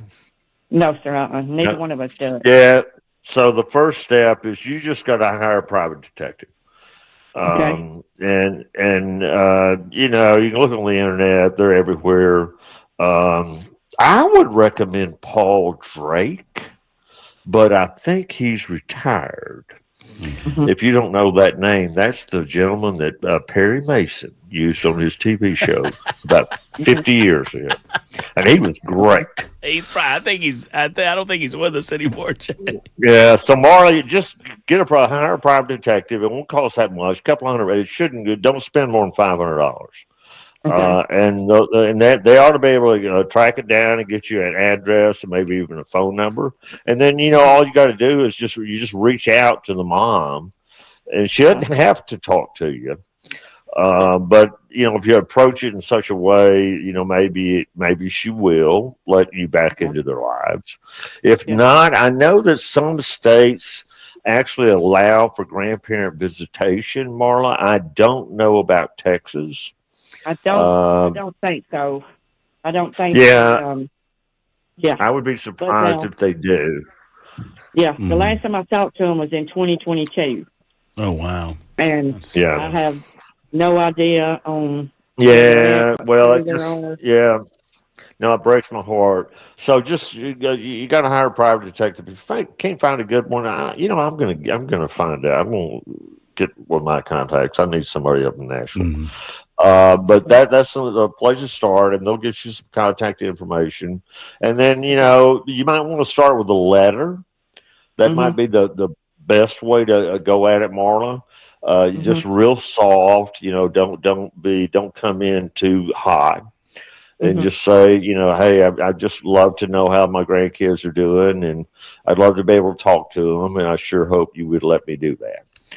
Just be as nice as you can be about it. Okay. And please, Marla, let us know how this goes. Okay. Hopefully, just be as sweet as you can, and yeah. And the more I think about it, Marla, a letter is definitely better than a phone call. I would not cold call her. Because she's just going to catch her off guard, and she's not going to really know how to react. So I think the best thing is a letter. Send her a letter. Okay. Don't send it certified or anything like that. If the private detective may be able to get an email address, or they may be on social. Have you looked on social media for this woman? Yeah, she's got me blocked on everything. Yes, sir. Okay. Well, that's not a good sign. That's not a good sign. But yeah, so I get a private detective. He can probably get you an address, and then you send a letter, Marla. And then she doesn't have to. But maybe if you say it in just the right way, it'll kind of tug at her heartstrings a little bit. Okay. Do you suggest anyone private detective that I can get in touch with? I'm sorry. I'm sorry, I don't. But well, they don't. You don't have to get somebody in Texas. You can get somebody in Tennessee. If you can't find somebody that you're comfortable with, send me an email. I'm on the internet. And Jay St. Clair, and the email address is JSTCLAIR at Littler, LITTLER.com. And we got an office in Nashville. I'm gonna talk to our folks up there and find out who they use. I've got a really good private detective down here, but I think it'd be better if we got somebody up there. Okay. And Marla, if you need any of that additional information, you can reach out to me, and I can point you in the right direction too. Okay. Well, I wish you the best of luck. That's just that's got to be tough on grandparents. Well, it's heartbreaking. Yeah, that is. That rips at your heartstrings. Jay, and just generally, if I'm the dad and I'm paying child support, I guess, is it just a case by case deal as to whether or not I have rights to see my children? Yeah, it depends on what the court order says. Yeah, okay. I mean, what the visitation is. There's a court order, and it provides what the visitation is. And trust me, it's spelled out very specifically. Right. And if he has visitation rights and the mom is not honoring those rights, then he can take him to court. Yeah. Jeff is next up. Wait a minute. Is Jeff on for Jay? Let me know. One Jeff is. Okay. So, I got it. Line 6. Jeff, what's going on, buddy? How are you? Hey, Matt. Hey, Jay. Hey, Jeff. I have a 2017 Jeep. And they, from 2012 to 2017, Jeep had a problem with having casting sand in the motor blocks. Wow. And they never did a recall on it, even though they knew this problem was going on. And what I was wondering is, can I take them to small claims court at this time and get try to sue them for the cost of the motor? Because that's the only fix they say that can be done. Yeah. Did you buy new, Jeff? I bought it used. How long have you had it? I've had it for about a year and a half. No. You are what we call in the legal profession SOS. That's a legal term. That's a precise legal. It's not Latin. Okay. But here's the deal, Jeff. That's all covered by warranties. And the warranty on that truck expired a long, long time ago, and and you weren't even the original owner anyway. So no, that's a dry hole, Jeff. I'm sorry, but that's just no. The answer is no. Yeah, I'd like to say I was wondering because they knew about the problem the whole time, and there's class action lawsuits against it. I haven't joined yet, but well, if there's class action out there, then join that. Okay. I'll try to get on that then. Because here's the problem with you suing them, Jeff. it's going to be really hard to prove. Although it's going to be very technical, a lot of engineering involved. You're going to need expert witnesses. That's a very expensive case to bring, right? Because is your engine blown up or is it no good? It overheats because there's sand goes to the radiator core and the heater core. Yeah, but there's a lot of reasons that engine can overheat. And that's what they're going to say is no, that doesn't have anything to do with I've dug the sand out of it though. I mean, I've replaced the radiator and everything, and they were all full of sand. And did you take pictures of it? Did you take pictures of it? I took samples of it and everything. Yeah, I've got, and it's doing it again. Basically, what happens is the sand might stay in place for years, and then it just breaks loose. And once but see, even then, you have to be able to prove that that's a defect in the engine. It's not just that it's 15. The vehicle's 10 years old by now, and that's just not something you can prove on yourself. But even with the class action lawsuits citing that they knew that this was a problem. Well, but that's not evidence in your case. Well, I'll say this, Jeff. I like your stick to itness. Jackson, are you there? Yes, sir. Now, how much is it going to cost Jeff to file this lawsuit on his own? $140, maybe $142 if he needs a new pack of crayons. No, it's I think it's 145 for 140. Hey, listen, Jeff, take your best shot, babe. It's only $145. Well, I'm in Indiana, so it may not even be that much. Went up. Well, yeah. Well, that's true if you're in India. But take your shot. But if I file and they don't show up in court, do I win? You win. You absolutely win. Absolutely win. Okay, well, give it a go. Let us know how it goes, Jeff. I file it and I'll file it and then see what happens. There you go. If they don't show up, I like it. I like it. You're not due to win, but here's the thing: it's going to cost them more than $500 to fool with you. How much would you settle for, Jeff? How much would you settle for? Oh, I just paid like a couple years, $25,000 for it. So it's a but all you got to do is replace the engine. You can get a pretty good engine for that Jeep for $1,500, can't you? Yeah, I'm just looking for a good rebuilt motor to put in there, and it'd be less than $10,000, which I think is about what our small claims goes up to. I think. But if they cut you a check for $2,000, would you take it, Jeff? Well, yeah, I'd take anything's better than nothing. Yeah. Hey, Jeff, here's the deciding factor in all this. How many ducks you got in that Jeep? It's full of ducks. If you want to collect a lot of ducks, I've got my Trump duck on the windshield. That makes everybody happy. Oh, well, then go for it. Go for it. I mean, if you've ducked up if that Jeep is all ducked up, I might take that case for free. Yeah, you need to go to Gatlinburg. You need to go to Gatlinburg in the Jeep Fest. I think it's in August, and then you'll see about 25,000 Jeeps over there. You Jeep folk wear me out with those ducks. You know that, Jeff? Oh, it's a lot of fun, though. Oh, I'm sure it is. Good luck, Jeff. Thank you, buddy. All right. Y'all have a good one. All right, take care. Don't encourage those duckers, Jay. Those duckers, they wear me out. I love it. I love little subcultures like that. It's just so cool. It's one of my favorite things about riding my motorcycle. When you pass another motorcycle, you give them the old 2-finger salute. Absolutely. Yeah. And whenever I pass another foreign car, same brand as mine, we blink lights at each other. Yeah, that's right. That's good. But boy, oh boy, some people go crazy with those ducks, man. Woo! Yeah. A lot of ducks. They're all ducked up. They're all. I'm gonna go to break before we screw it up. I do. It's 52 after the hour on Super Talk 99.7 WTN.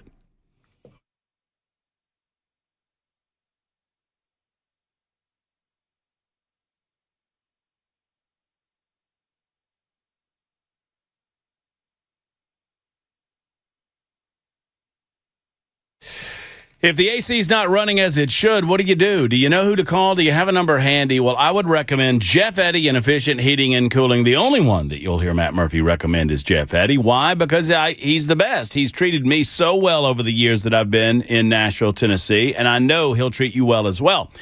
So $125 is his max cap on maintenance calls for your AC unit. So if that's what you're looking for, he'll get that done. If there's something going on and you feel like it's going to grow into a bigger problem, best to deal with it on the front end. Don't let it get worse. Call Jeff Eddy and Efficient Heating and Cooling. Let him come out because he is dedicated to fixing the issue that is in front of him, not to try to upsell you on a unit. Now, bottom line is the truth, and the truth is this. Sometimes he has to tell you that it's time to replace. He doesn't want to do it. He's got to do it. He told me that this past February when we had to put in a new 5-ton in our home. So the news is just what it is. The truth is what it is. But when he does that, he's an Elite Pro partner with Rheem. He can help you find the right unit for you, and he's going to do it as efficiently and as inexpensively as possible. EfficientHVAC.net, EfficientHVAC.net, or call 615-784-4424 for Efficient.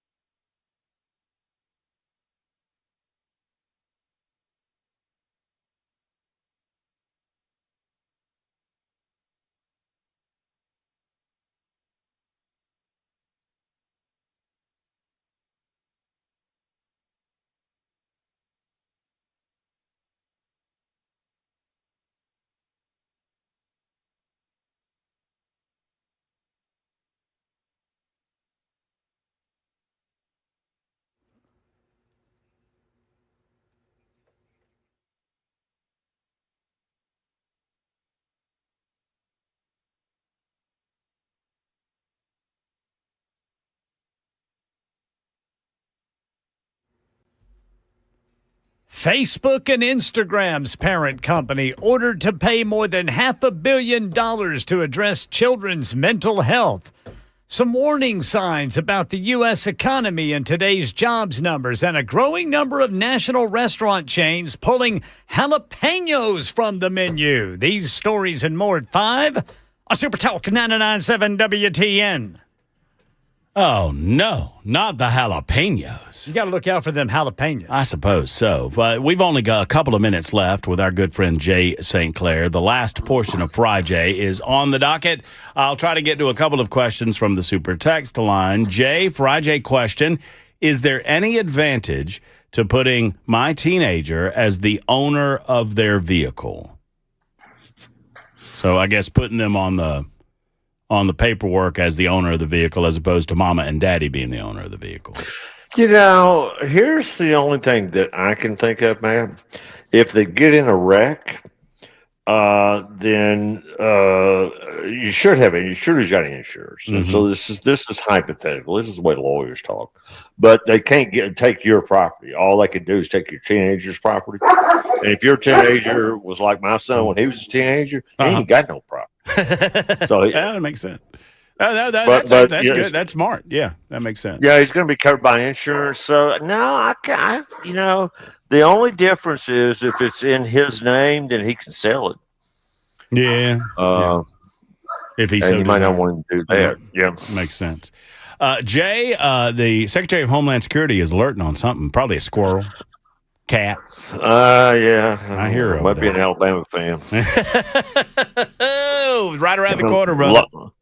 A lot of them around here. Yeah, sad to say, but it's true. Jay, we love you. We appreciate you. Good luck with that coping. I hope you cope well with the coping. I'm going to send you a video of it. Oh, dude. This is awful. It's awful. I'd love to see it. You have a great weekend, and we'll talk to you soon, brother. See you, buddy. All right, man. There's Jay St. Clair. That's Frijay. 2 more hours to go, to include Johnny Garrett. He's coming up next. Your calls as well. Tommy and Jeff, we'll get to you. Super Talk 99.7 WTN. Hang in there.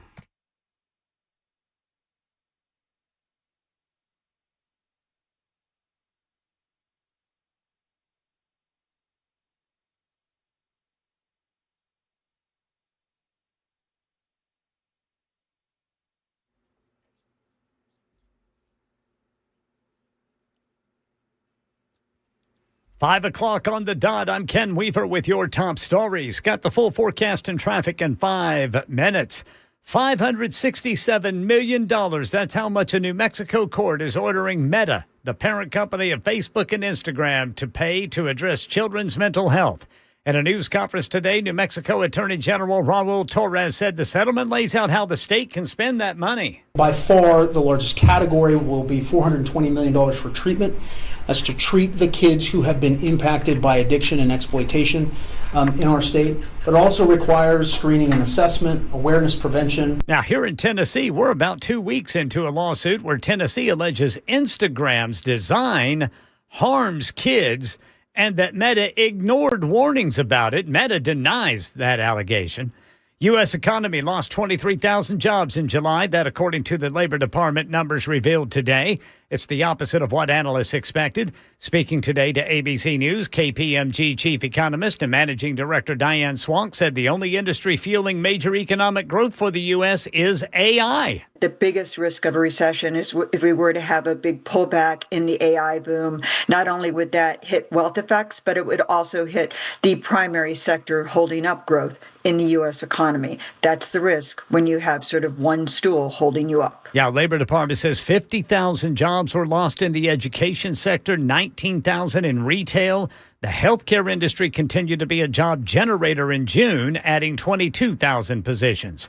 And a growing number of national restaurant chains are pulling jalapenos from their menus due to a salmonella outbreak linked to the spicy peppers. They include Sweet Green, Qdoba, and Chipotle, who all say they're doing it out of precaution.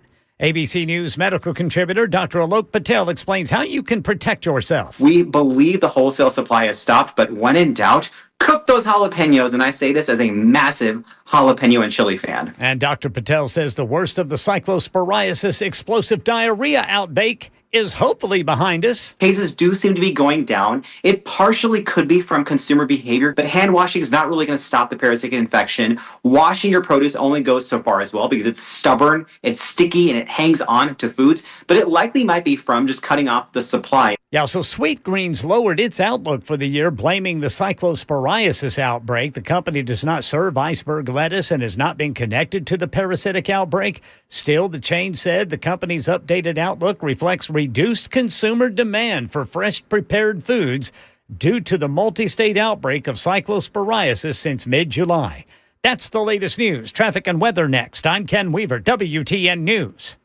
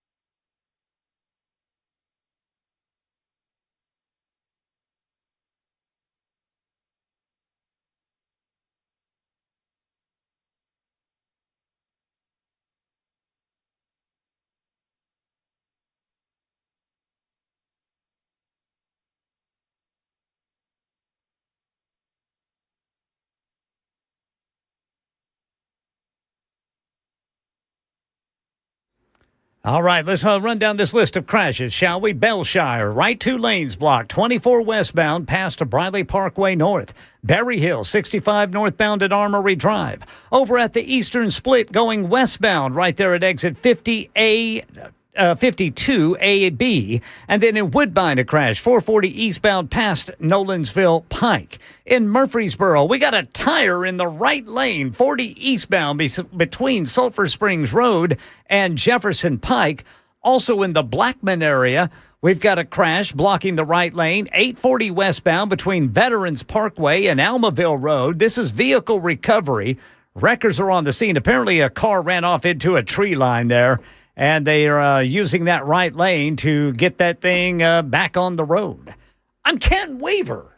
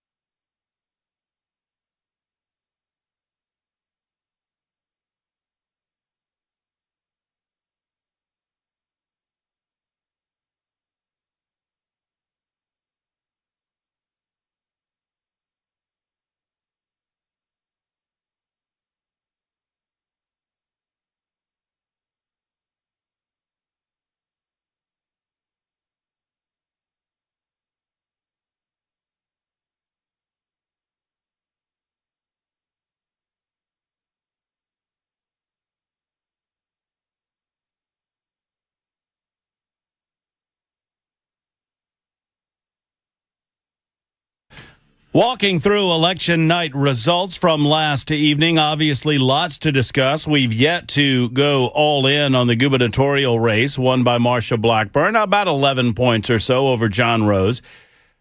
Congratulations to John for running a good, clean race. Congratulations to Monty Fritz as well. Monty Fritz, I mean, you could write a fairly good treatment on his vote per dollar success in the state of Tennessee.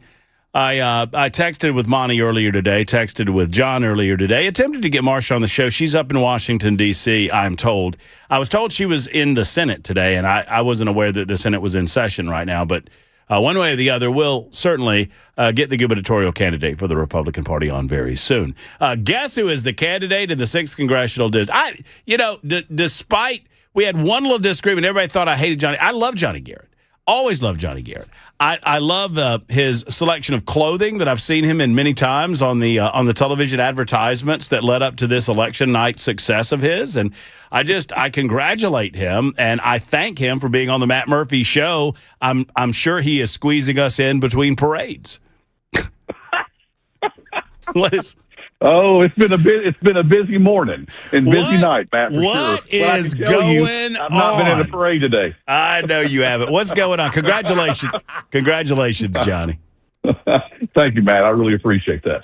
Well, This has been a wonderful time. Well, obviously, it was a pretty look. I thought it was going to be a little bit tighter, but clearly you made the case to the citizens of the 6th Congressional District. You did the hard work. You met the new folks when the lines were redrawn, and you made the case that you are the man to represent them in Washington, D.C. Should you get past the general election, and everybody expects that'll be the case.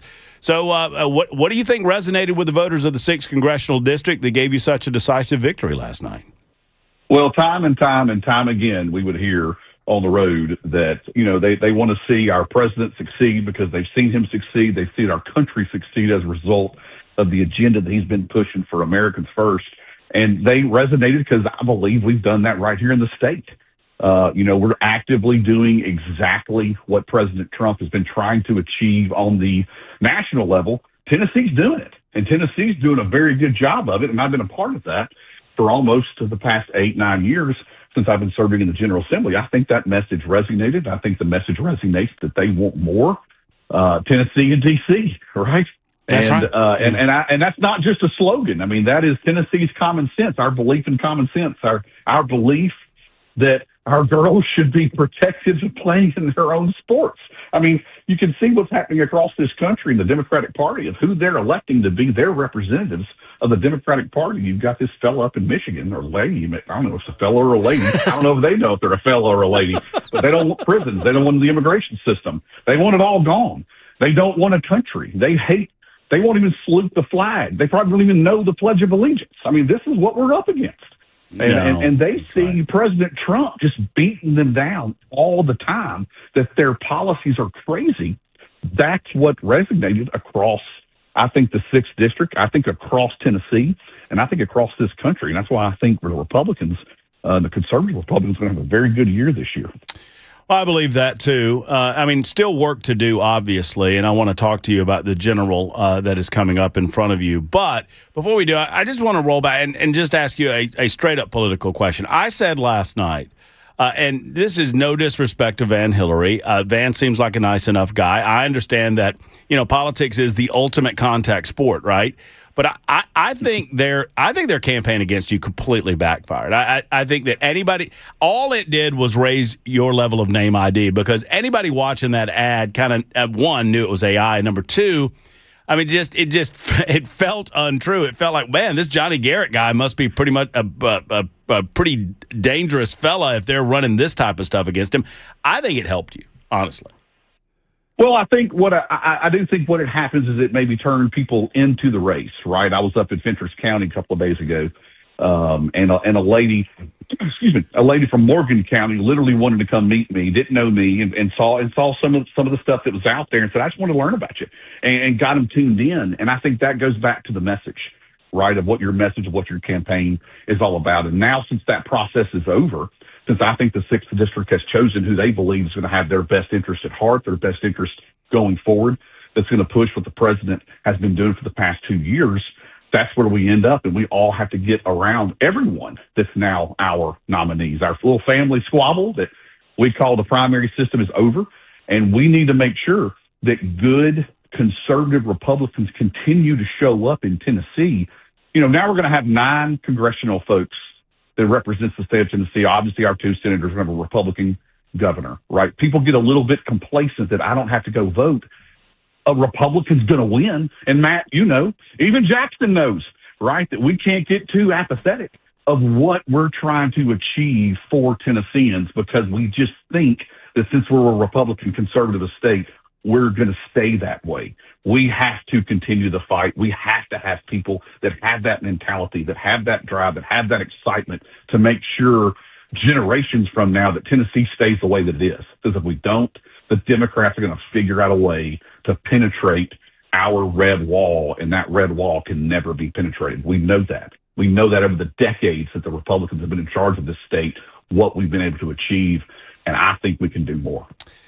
Fresh off of his primary victory from last evening, Johnny Garrett, now the Republican nominee for the 6th Congressional District seat being vacated by John Rose, is on the show with us. How do you do that? You mentioned, kind of bringing folks together. And obviously, you need to give a few days. I mean, look, I get it. I mean, just like we did in Little League, just like we've done in sports, if you've played sports, whether you're male, female, whatever, it sucks to lose, right? So you give the competition a few days to kind of get over it, and you give those people who are kind of in their camp, but you do have to bring them together. How do you go about doing that? Just reminding them that we agree on 95% of the stuff, and just look at 100%. what the craziness is going on the other side?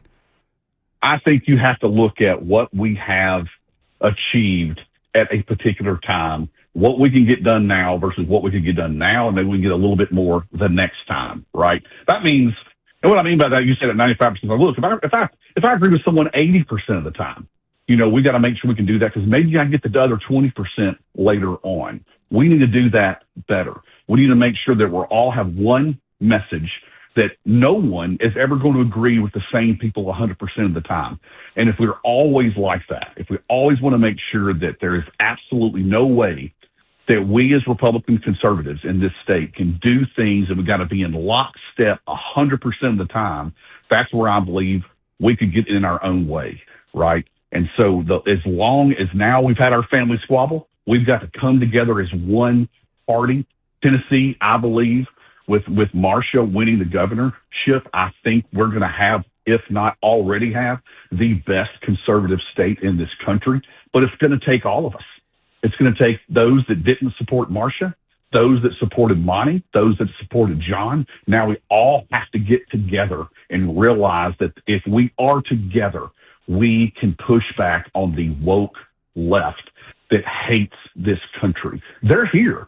They're in Tennessee. Yeah. Some people were elected. Justin Pearson, who absolutely hates this country, who I served with, is going to be the nominee against, is it Charlie Hatcher? No. Brent Taylor. It's Brent Taylor. It's Brent Taylor. 2 new guys running for the 9th. I don't think that's going to be right. I think Brent's going to be fine. But if you look at the contrast, you just look back, take the Republican, the Democrat side off of that. You look at those two. You're going to tell which one loves this country. Right, which one wants to do good things for this country, and it's not going to be Justin Pearson. Well, and I want to make sure, all of our audience knows that is the very spirit that Johnny and I are talking about. Why I have him on and why I still support him, because I mean, you and I had one of those moments where we were trying to figure out where we were on the racetrack deal, and I was trying to figure out where you were on it. You were trying to figure out where I was on it, and we probably agree on more on that issue than we disagree. But we had that discussion, but I'm not going to make you an enemy of mine just because we might disagree on certain aspects of that bill, because at that we lose the bigger picture if we start doing that. Because there are people in this country that want to destroy what we have as Americans. And to be honest with you, Matt, in your position on Conservative Talk Radio, you need to challenge us, right? You need to make sure you hold us accountable, so to speak, to your listeners, to those that are involved, to those that are informed, that those go vote. Right? That's why we need to do this. So I don't look at it as a disagreement. I look at a discussion that we had. Right. You had a position, I had a position, but that's what we do. We make sure that we hear each other, see each other, because in the end, Me and you are both going to be conservatives. We both know Republicans govern better. We may disagree on some things to get there, and that's okay. That's okay. Right. What I can tell you is that the Democratic woke left that absolutely hates this country will not get any type of strength or stakes in this state. And that could happen if we continue to use each other. Our fellow Republicans, we've got to come back together. We've got a general to win. We've got to rack up the numbers. We've got to make sure Republicans are voting in droves. So the number of Republicans that are voting versus Democrats will scare them half to death, and they won't even get a footprint here anymore. That's what I believe we've got to do coming in to the November election. And so you just kind of answered the next question. I mean, that's the message going into November, right? That we've got to hold on. We've got to bring – I mean, you said it during the primary that if you believe in Tennessee values and understand Tennessee values, we've got to bring more of those values to the rest of the country, where some states seem to be losing them a little bit faster than even ours. Absolutely. And people are noticing that. Some of these states that may be leaning conservative, that continue – I mean, Georgia. Georgia's got two of the wokest Democratic senators, and that used to be a red state. It's a southern state, and we shouldn't even have to be in that state where we have two Democratic senators that are about the wokest that you can get, right? And we've got to figure out a way, got to penetrate to make sure we don't have that continue to happen across the country where eventually we need to get 60, 62, 63, senators, up there in the U.S. Senate. So we're not worrying about the filibuster. We're not worrying about passing the SAVE Act, right? That shouldn't be something that we're squabbling about on both the Democratic and Republicans on the Republican side, when 80 to 85% of the country wants Americans to elect Americans, right? That's common sense. Tennessee already does that.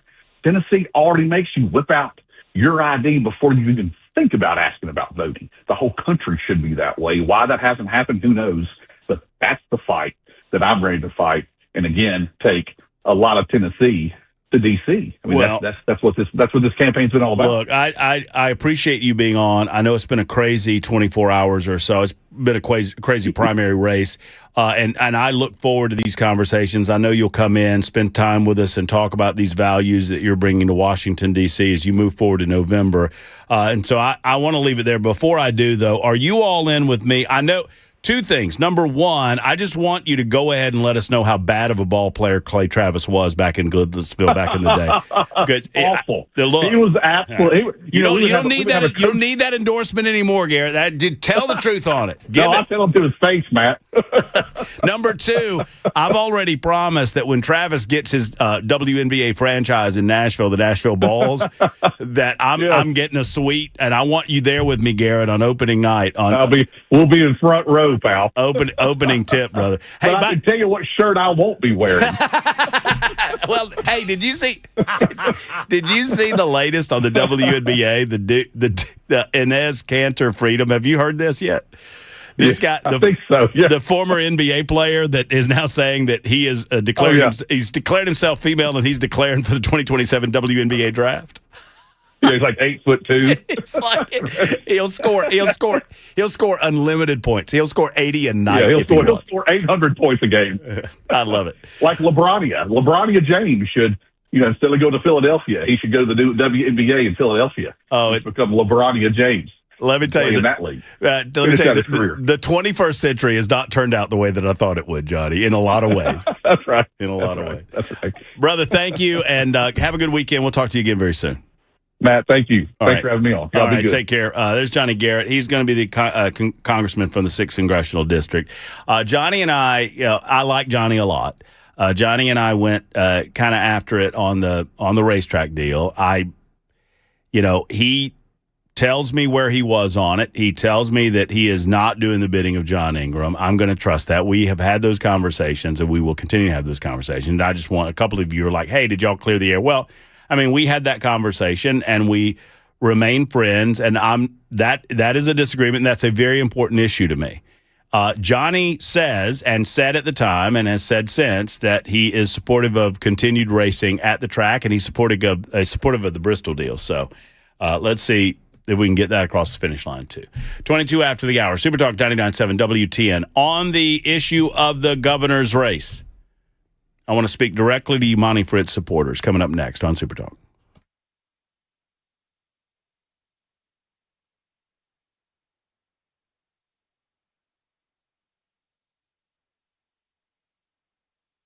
Hello, friends. It's Matt Murphy, and let's talk about your security, your safety. Let's talk about doing the things that are necessary to make sure that your staff, your people that you surround yourself with on a daily basis at work, at your school, at your church, understand what to do in this dangerous world. We're not here to scare you. Defense Systems is not here to scare you. But Brinkfiddler understands that this is a dangerous world, and you need life safety guidelines in your world as you go to work, as you go to your school, as you go to your other places that you find yourself in, whether it's corporate environments or whatever it might be. Active shooter response training is available to you. Workplace violence prevention training, plus emergency and intruder action plan, security improvement consultation, rapid response medical training, and they do all of this customized to your desires and to your facility. And they do it on your time. We did this at Cumulus Nashville. It was invaluable. I've gone through the training 3 different times, and I signed up for a TECC course that was hosted by Brinkfiddler and Defend Systems. I believe in their training, and I think you should get it as well. DefendSystems.com. That's DefendSystems.com for more information, or call 615-236-6484. 236-6484 for Defend Systems.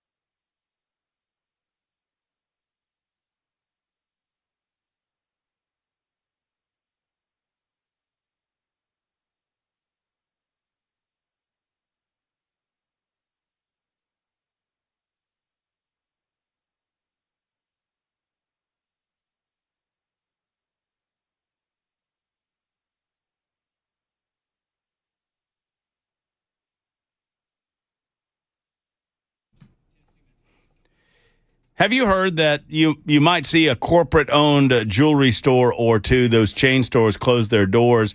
Maybe they already have or they're about to. Why? Well, many smart shoppers are figuring out that these cookie-cutter designs just don't work for them.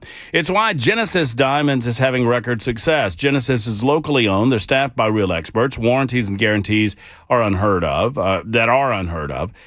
with personalized attention with every single customer that walks through their doors. Genesis not only guarantees the best prices, their quality is second to none as well. Top bridal designers have chosen Genesis to showcase their wares. Why? Because they meet the highest standards available. And you'll love the laid-back, fun atmosphere. Never any high-pressure salespeople at Genesis. They don't work on commission. They don't work that way. That's the bottom line. So, 2 locations to serve you. I encourage you to get there for an anniversary or birthday or just because. There's only one that I would recommend, and it's Genesis Diamonds, the one and only. Don't miss their amazing selection of luxury pre-owned Rolex watches either. Genesis Diamonds, Green Hills, and Cool Springs. Tell them Matt Murphy sent you.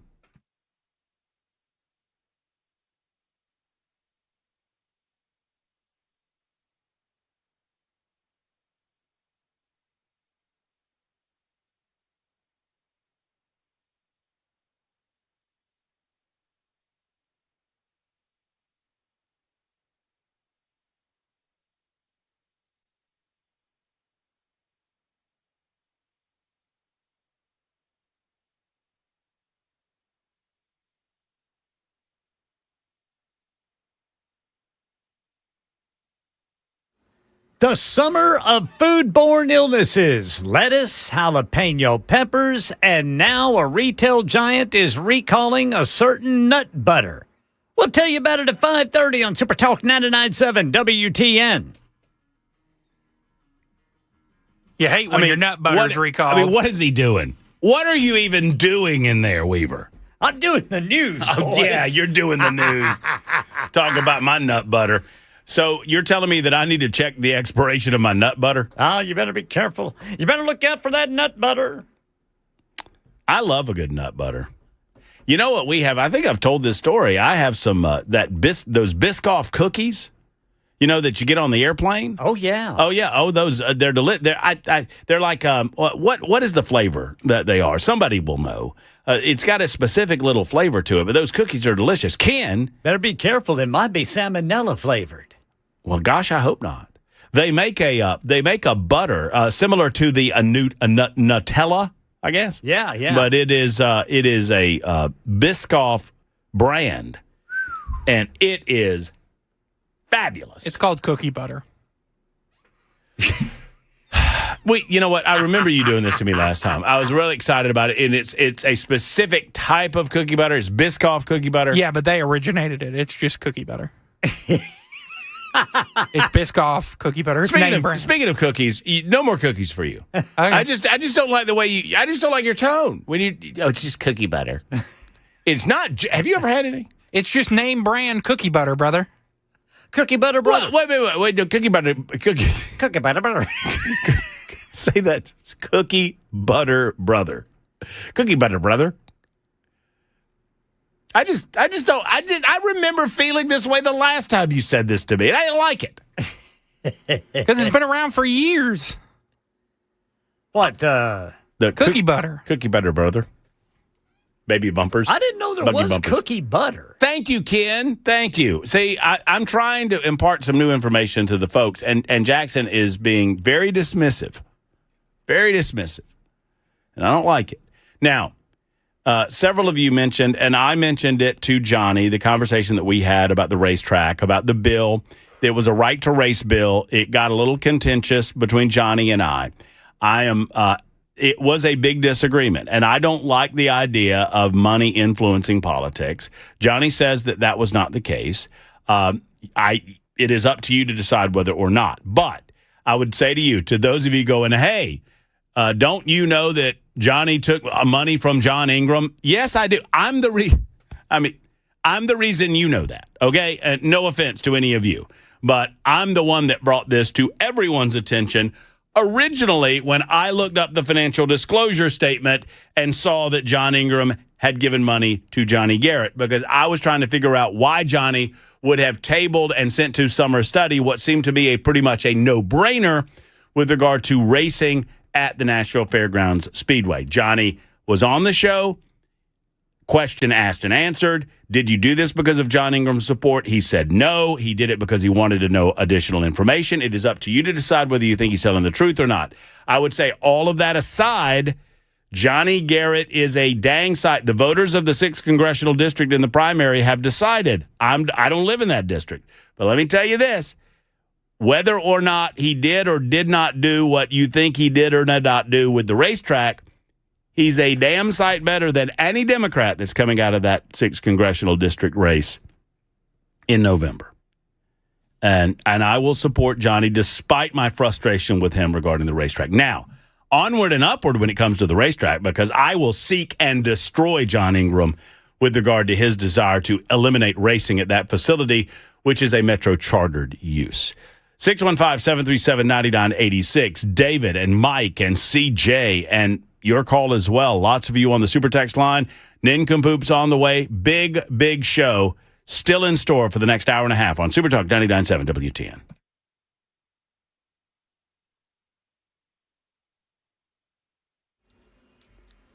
I'm Ken Weaver with your top stories, and it is raining hard in places right now across Middle Tennessee. Smyrna getting hammered, parts of Murfreesboro getting hammered, Lebanon, it's just west of you, so Mount Julia, that means you're getting hammered, and it's probably not very fun in some parts of traffic out there. We've got traffic for you and the forecast here in just 5 minutes. A New Mexico judge says Meta, owner of Instagram and Facebook, helped fuel the state's child mental health crisis and that Meta needs to pay up to help mental health problems. The court ruling Meta must pay $567 million on top of a previous multi-million-dollar verdict from a jury. ABC's Alex Stone says reactions coming in from New Mexico's top law enforcement officer. New Mexico's Attorney General is calling the court ruling against Meta historic, saying it changes a narrative around the world about the dangers that he says social media poses to children. He says they expect an appeal from Meta. They have not shown any willingness to either accept responsibility for their conduct or concede that they have a role to play in fixing and addressing the harms that they created. New Mexico Attorney General Raul Torres is calling on all states to update outdated laws to rein in social media use by children. Alex Stone, ABC News. The U.S. economy lost 23,000 jobs in July. Labor Department revealing today it's the opposite of what analysts expected. Speaking today to ABC News, KPMG Chief Economist and Managing Director Diane Swank. This doesn't take a rate hike off the table in the month of September, but it makes it much more fraught with risks now to the labor market if inflation remains persistent. She says the biggest risk of a recession is if we were to have a big pullback in the AI boom. It's the summer of foodborne illness. Lettuce, jalapeno peppers. Now a retail giant's recalling Better Goods pistachio nut butter over possible salmonella contamination. ABC's Yuri Benajad with ABC News Medical Unit. This is actually a product that was imported from Italy and then went out to Walmart locations across 19 different states. Now, luckily, we haven't seen any illnesses from this outbreak at this point. What actually happened was Florida health officials went in and tested the jars of butter, and that's when they found the salmonella contamination, and that led Walmart then to issue that voluntary recall. And in a statement to us, Walmart wrote, "Safety is a top priority. When notified of recalls, we move swiftly to remove the impacted products from our stores and implement a sales block at our registers and online." That's the latest news. Traffic and weather next. I'm Ken Weaver, WTN News.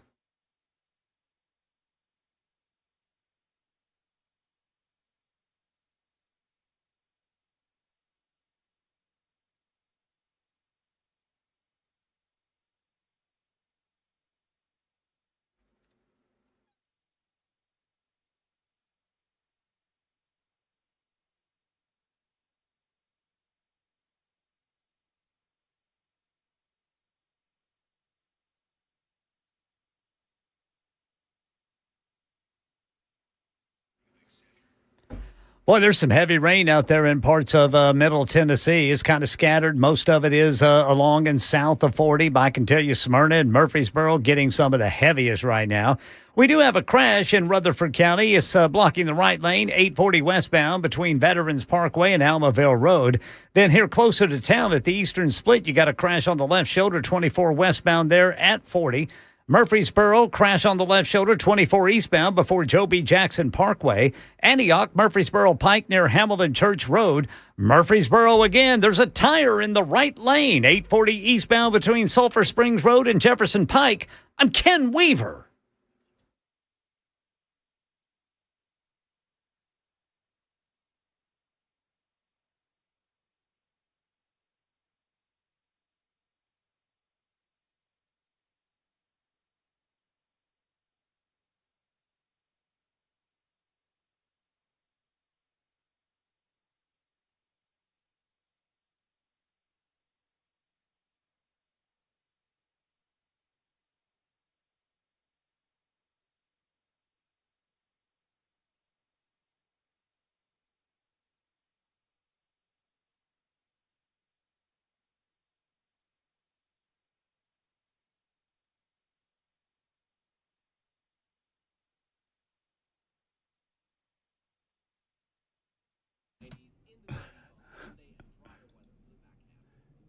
USS, United Structural Systems. Friends, they understand Tennessee. They've been around for over 30 years.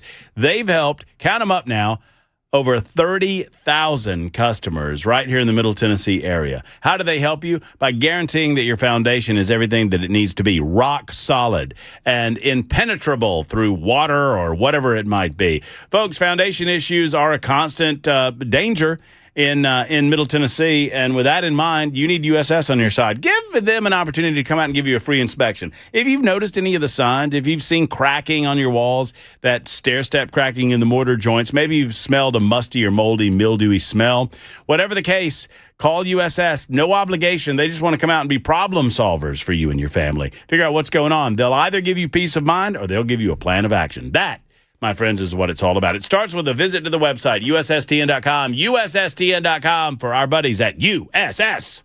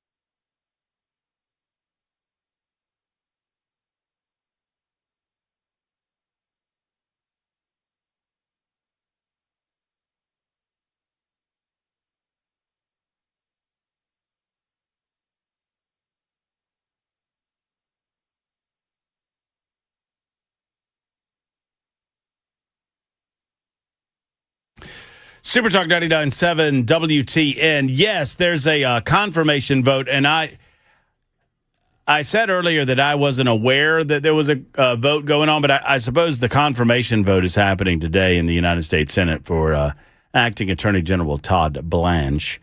And so no Marsha on the show today. Hopefully we'll catch up with Marsha next week. I think we might have a shot at Brent Taylor in the 6 o'clock hour. Of course, we've got Matt Murphy Movie Mayhem coming up at the 6 o'clock hour. Your calls on the way momentarily. CJ, Mike, and David, hang in there. We'll get to each of you. But before we do that, it's time for Nincompoops in the News. Nincompoops in the News. Hey, Jackson. A little loose thing. Think about normally take 3 calls before you go Nincompoops. Hey, but Ken, Jackson and I are fighting in the background. Did you know that? I noticed there's a little bit of friction between you boys. There's some tension. I told him to stop putting me in Tennessee clothing on the YouTube slide. I was like, it's over. And and you know how Jackson does is if you tell a kid not to touch the hot stove, what does he do? He touches the hot stove. He touches the hot stove. So we're working on that. Ken, my brother. Yes, sir. My beloved brother is texting me from Columbus, Georgia. Well, he's not in Columbus anymore. He's in Seal, Alabama. He's texting me from his home, and Brian often watches the show on the YouTubes, and he took a screenshot of that slide, and his entire comment was WTF? Question mark. Ken, you know what really happened? I do not know what happened. I didn't notice the shirt at first, and I forgot to change it, and I ran out of edits on what I used to make them. Oh. Yeah, it's a very convenient story. Very convenient. But yeah, that and then this whole cookie butter debacle Jackson acting like I'm an idiot because I don't know that Biscoff makes He's cookie. like, they make this Biscoff. Oh, it's it's incredible. Biscoff. It's not just cookie butter. It's Biscoff cookie butter. By the way, there are other brands of cookie butter. I looked it up. Yeah, it's like Private Selection and like your Kroger brands. The name brand cookie butter is Biscoff. That's the only cookie It is butter. your Coca-Cola. It is your Hefty. It is your Dawn dish soap. Well, if those SOBs aren't paying me to talk about them, I'm not talking about them. So it's butter? See, now you've gone and confused Weaver. Wait a minute. Hold on. Is it something you spread on that tastes like a cookie? You put it on toast. Hey, oh, I got you. I feel like y'all remember the scene. If y'all ever seen The Big Lebowski, the scene where the dude is arguing with Walter and Donnie is going, What are y'all arguing about, Walter? What? He said what, Walter? Is there something? That's Ken. So where Walter and the dude are arguing, and Ken's like, wait a minute, it's butter? Huh? I'm gonna watch that movie tonight, I think. Oh man, I love it. I might have you seen it? We've done it on this bit. Dadgummit. Son of a biscuit eater. Well, I can't remember what I did yesterday, Jackson. Don't even give me that attitude. We were at Hop Springs for the annual primary election event. Uh-huh. What, last night? Yeah. What did, by the way, what were the conclusions of the nincompoop? Yeah, what was that? Ken Weaver won, right? I won. No, you didn't. I won. It was me. I had that naked lady from West Virginia running around with a log. What did you have, Jackson? If you can remember, I'll give you a fair shot at it. All you got to do is remember. 3. Give me a second. 3. No, lots of things happened yesterday, and we're focusing on our gubernatorial campaign. Cookie butter. And my story was Biscoff. Jackson, I got to give it to Weaver. What was yours? I don't remember. I'm out. I can't. Once again, can't remember what I did this morning. Yeah, remember? It was a naked lady hitting a man in the head with a log while he slept. And then she ran away with the log. That did get a big laugh in the audience when she ran away with the log. I feel like mine was more of a topical thing, if I'm not mistaken. I can't remember what you boys did. Boy, Jackson, memory's the second thing to go. Brother Jackson, you're too young to forget stuff like that. I was circling back to the vote. Let me just see if I can get to it. I'm almost there. 7, 6, here we go. Jackson, Weaver, Matt Bleepin Murphy, Jackson, Weaver. There's a lot of Weavers, boys. Yay! Jackson, Matt, Matt, Bleep it, Matt for the win. Apparently mine had something to do with cursing. Weaver. Somebody yours said did have a lot of cussing. Mine was that diver that had the air supply, cut off the air supply. And mine was the guy that left the cussing message. Right. Yeah, now we got it. Now we're back on track. Ken Weaver still wins. Ken, you get to pick the batting order. Jackson, you got to pick this up. Otherwise, the trophy is going into the news closet. Got to pick it up, buddy. Ken? It's going to be Weaver. Uh-huh. It's going to be Murphy. Mm-hmm. And it's going to be Brother Jackson bringing up the rear. Up the rear. All right. Yeah. Mm-hmm. I can't ever get that right. No, I think it's just up the rear. I think you get it right. I think we get it wrong.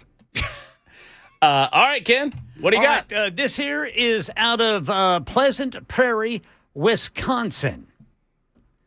A naked Kenosha woman accused of stealing a fire department pickup truck.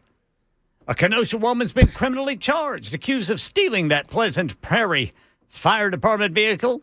36-year-old Emily Fair is her name, faces a single count of operating a motor vehicle without the owner's consent. It was around 1:54 a.m. on August 4th. A criminal complaint states that an officer spotted a Pleasant Prairie Fire Department pickup truck parked near the Gateway Technical College Lakeview Advanced Technology Center with its headlamps and overhead takedown lights turned on. Per the complaint, the officer briefly engaged with the driver, Emily Fair. Before driving away, Fair asked the officer, "Are you following me or am I following you?" Dispatch later confirmed to the officer that the fire department vehicle was believed to be stolen.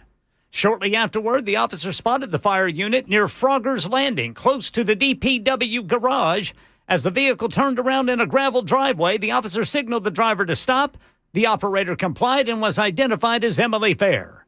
According to the complaint, when the officer opened the driver's side door, Fair was completely naked. Wow. She claimed her dress was in the truck bed and falsely asserted she was a Station 3 firefighter authorized to drive that vehicle. Want to see my hose? It was just too hot to wear my clothes. Hmm. Fair made her initial court appearance in court on August 4th. A competency hearing was scheduled for August 26th. We'll follow up on it. Yes, we'll follow. We're going to need a follow up, Ken. Yes, sir. As it stands, that's a bunch of nincompoopry. Yes. All right, I've got mine. Jackson, I'm going to need, I know you're on the phone there, buddy, but I'm going to need a little audio and Little audio video. little audio video because, look, I don't think we need to reinvent the wheel here.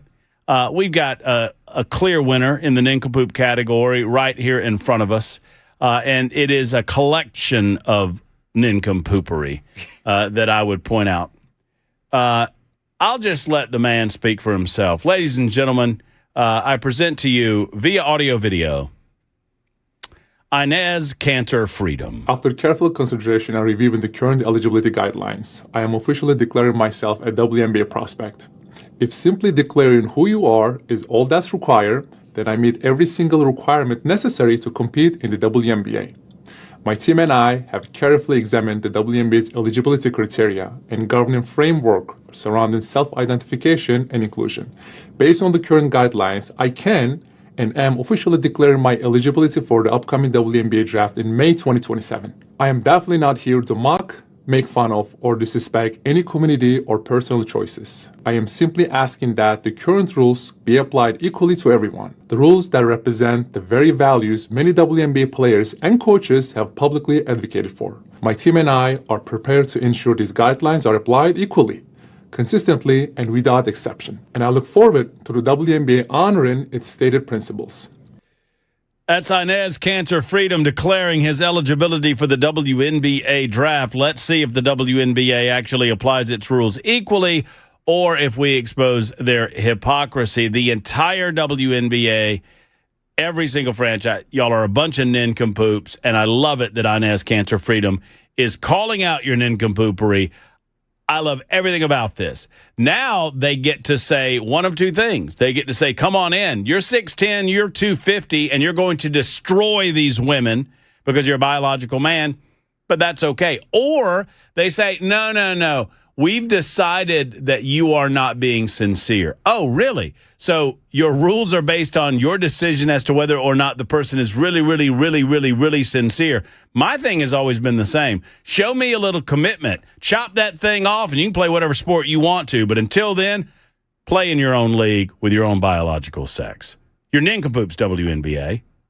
Yes, sir. Jackson? I'm going with a local nincompoop here, mainly because Ken Weaver stole my story. I knew I needed to go first. Local nincompoop. Local radio host recently discovers cookie butter and can't stop talking about it.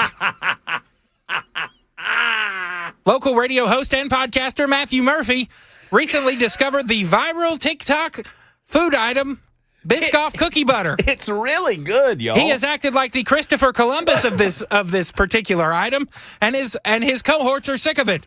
When asked for comment, Jackson Williams said he will not shut up about this cookie butter, even though it's been a thing for like 3 years. Matt Murphy was reached for comment and had none, except about cookie butter. It's really good, y'all. That was my comment.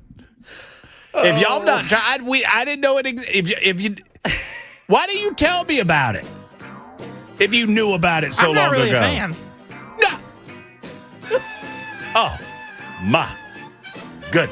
Dadgummit, Brother Jackson. That's going to do it for Nincompoops of the News for the week. Now, Ken's got 2, Jackson's got 1, Murphy's got 1. Jackson or Murphy could tie Weaver, or Weaver could win it outright. That's how we do it. You can vote on the YouTube chat. Those votes count for 10, I think. Let's just make it simple. Let's just vote Weaver. I don't think we should do that. I think we should vote against these WNBA knuckleheads. If you don't vote for Murphy, you're in favor of this stupidity in the WNBA. That's what I say about that. If you don't vote for me, Matt's going to talk about cookie butter for the entire 6 o'clock hour, and you're not going to get any. That's a good idea. I wonder what Brent Taylor thinks about cookie butter.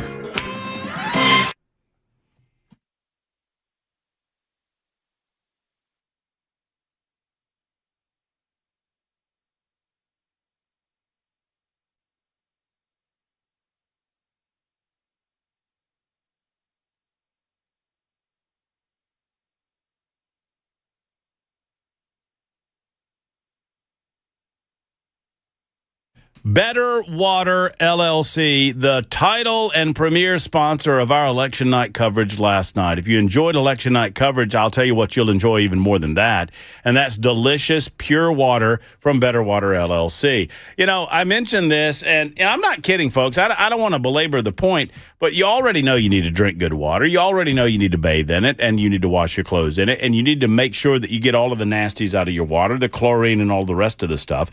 But I didn't think about watering the plants in the house, and some of my plants were looking droopy and awful, and I used a little plant analyzer app that I have on my phone, and it said, man, your plant needs real water. It needs filtered water. You're using tap, and tap's got chlorine and sulfur in it, and this is what looks like's going on with your plant. No, seriously. And so I was like, wait a minute, I got a reverse osmosis filter in my downstairs.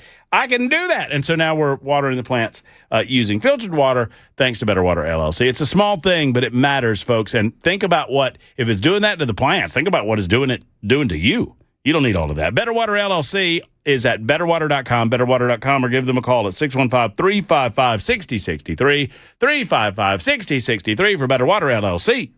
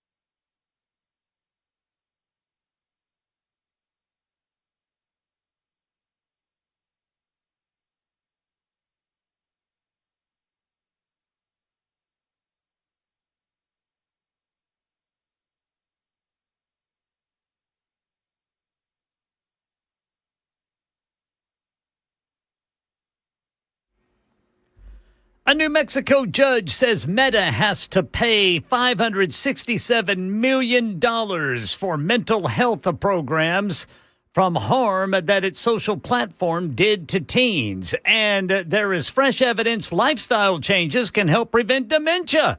These stories and more coming up at 6 on Super Talk 99.7 WTN. Is no one else going to protect the sanctity of the rest of the summertime months? Have y'all seen the stores lately? Halloween is all over them. I saw some Christmas decorations the other day. Yeah, dude. Brother Chad brought in some Reese's peanut butter cups today that were actually pumpkins. Huh. Oh, those are my favorite. I wonder if they come in cookie butter flavor. The Christopher... Kenny called me the Christopher Columbus of cookie butter. Weaver's currently winning. Yay! But there's still 10 minutes to go in the vote. Let's see what happens. 10 more minutes to go. CJ will get to you. David will get to you as well. Coming up, Brent Taylor for a couple of minutes. We'll congratulate Senator, soon-to-be Congressman Brent Taylor on the way in the 6 o'clock hours. The Murphy Show. Super Talk 99.7 WT. And it's time for the news, boys. Oh, yes.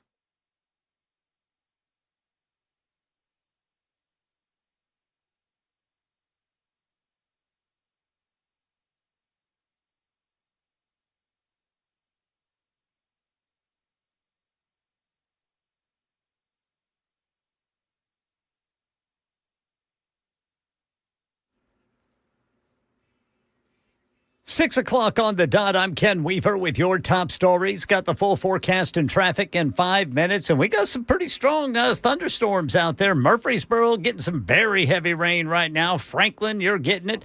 Lebanon, you're getting it. Looks like East Nashville and parts of I-40 right there by the airport. Raining very heavy right now. Nothing severe. Full forecast and traffic in 5 minutes.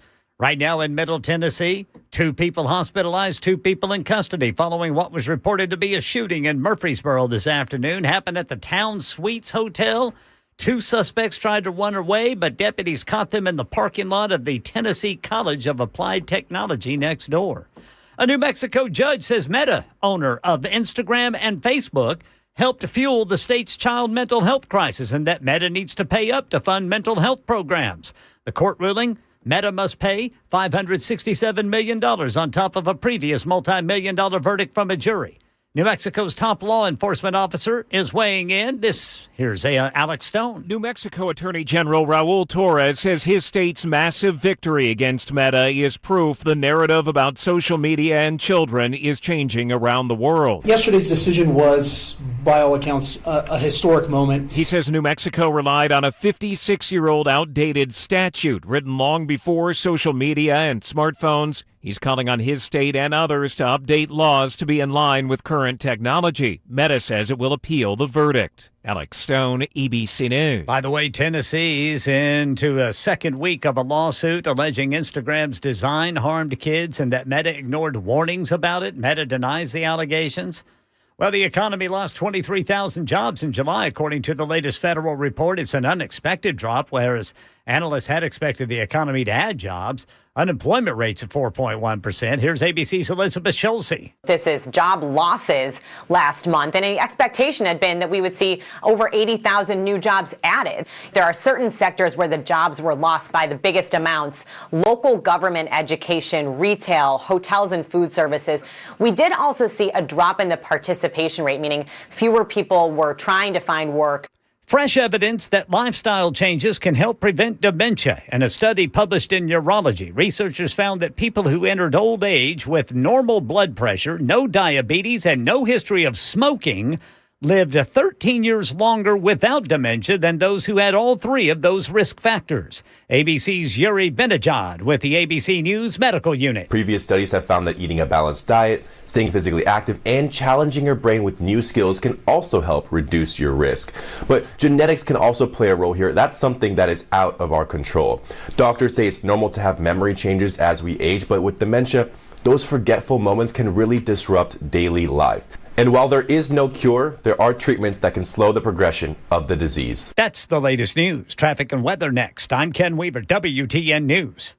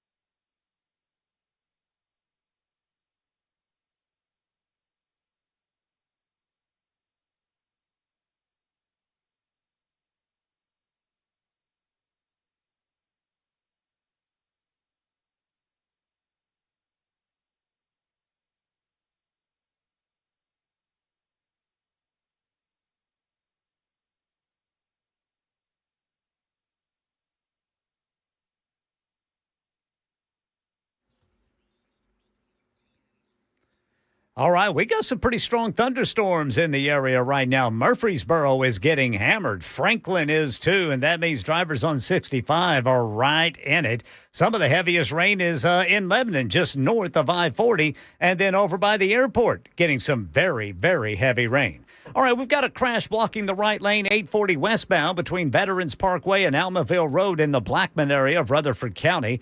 Eastern Split got a crash, left shoulder block, 24 westbound at I-40. Murfreesboro, a crash, left shoulder block, 24 eastbound before Joe B. Jackson Parkway. Looking here at East Nashville, Woodland Street, just east of South 9th Street, then Shelby Avenue at Interstate Drive. And in Brentwood, a crash, Old Hickory Boulevard at West Park Drive. I'm Ken Weaver.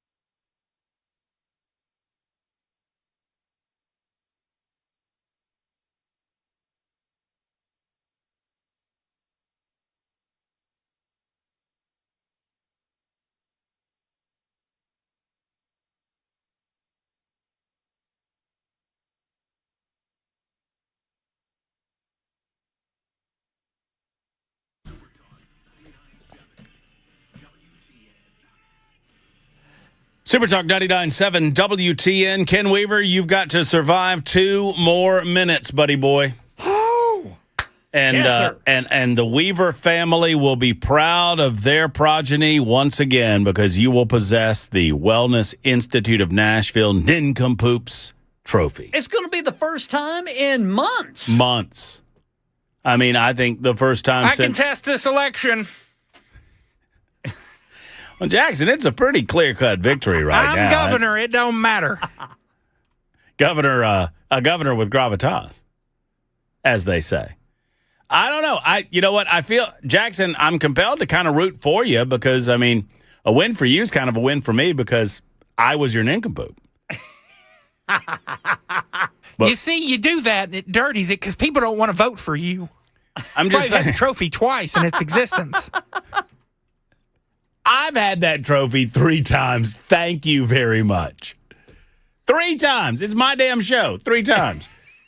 Since it was Ridiculous. forged in the fires of Mount Murphy-Lago, in the heart of Venezuela. You like my Venezuela joke last night? I did. I did that in your honor. I did that in your honor.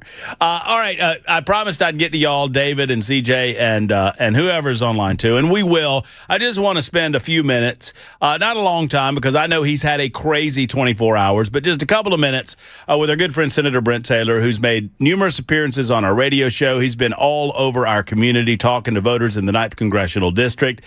To great success, as he was victorious last evening in the Republican Party primary. He is now our candidate for District Number 9, and I truly believe he's going to take over that district and better represent the state of Tennessee in Washington, D.C. Brent, good afternoon, good evening. How are you, sir?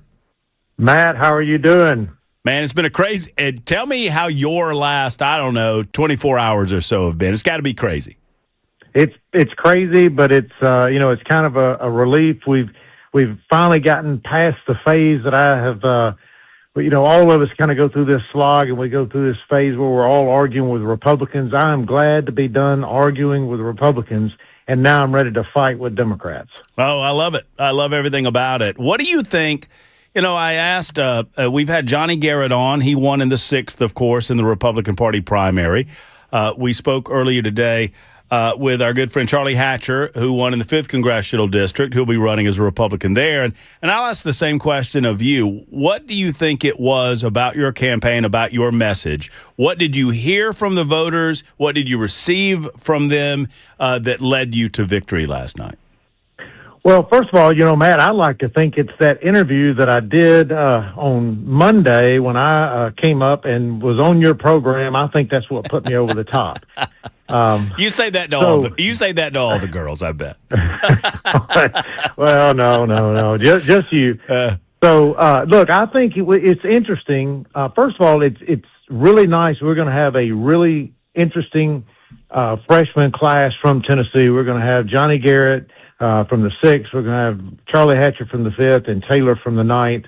And I think in each one of those districts, the message that resonated with voters was a little bit different. Because if you look in District 5, the Trump endorsement did not save Andy Ogles. And Hatcher was able to overcome that Trump endorsement. But you look in the 9th, the Trump endorsement was everything, and that turbocharged my campaign, and I think it was what led me to such a wide margin in my race.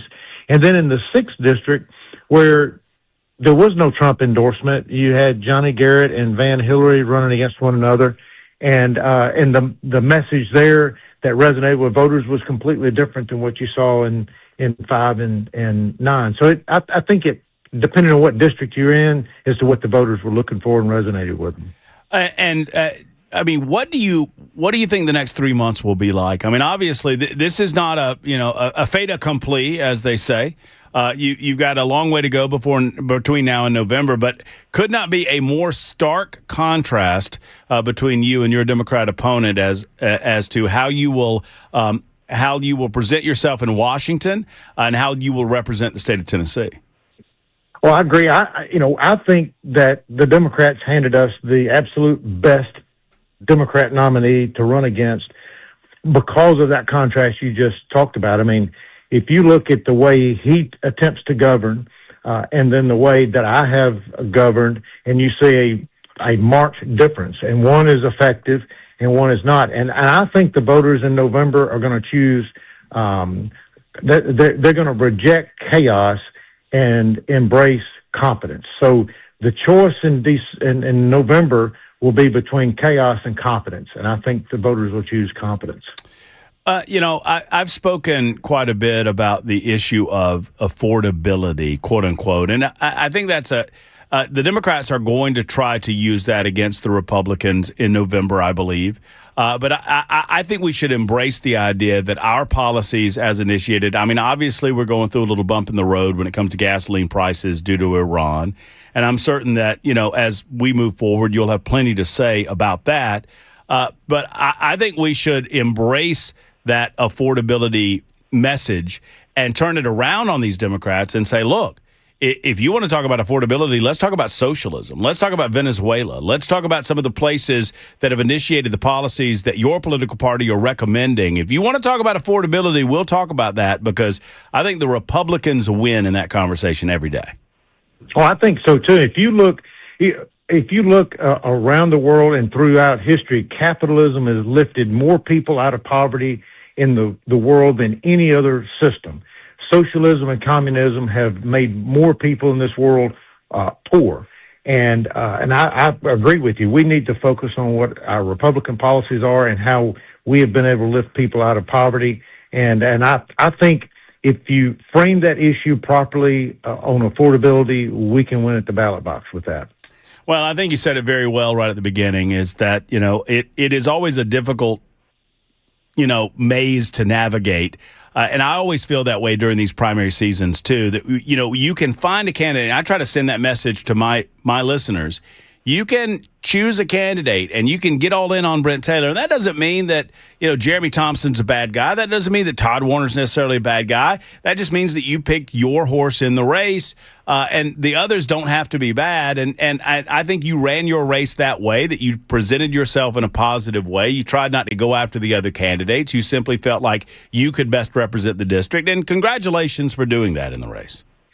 Well, glad to do it. And look, Jeremy and Thompson and Todd Warner, they're both good people. They Charlotte as well over there in Memphis. Charlotte, yeah. They all had their supporters, and they chose them for a variety of reasons. But I think what you'll see is unity among all of us candidates in District 9, because the objective now is to defeat Justin Pearson and to ensure that the only way he ever sees the inside of the United States Capitol is through the visitor center on a guided tour and not through the member-only door. And I believe Jeremy and Todd and Charlotte will support me to make sure that we meet that objective.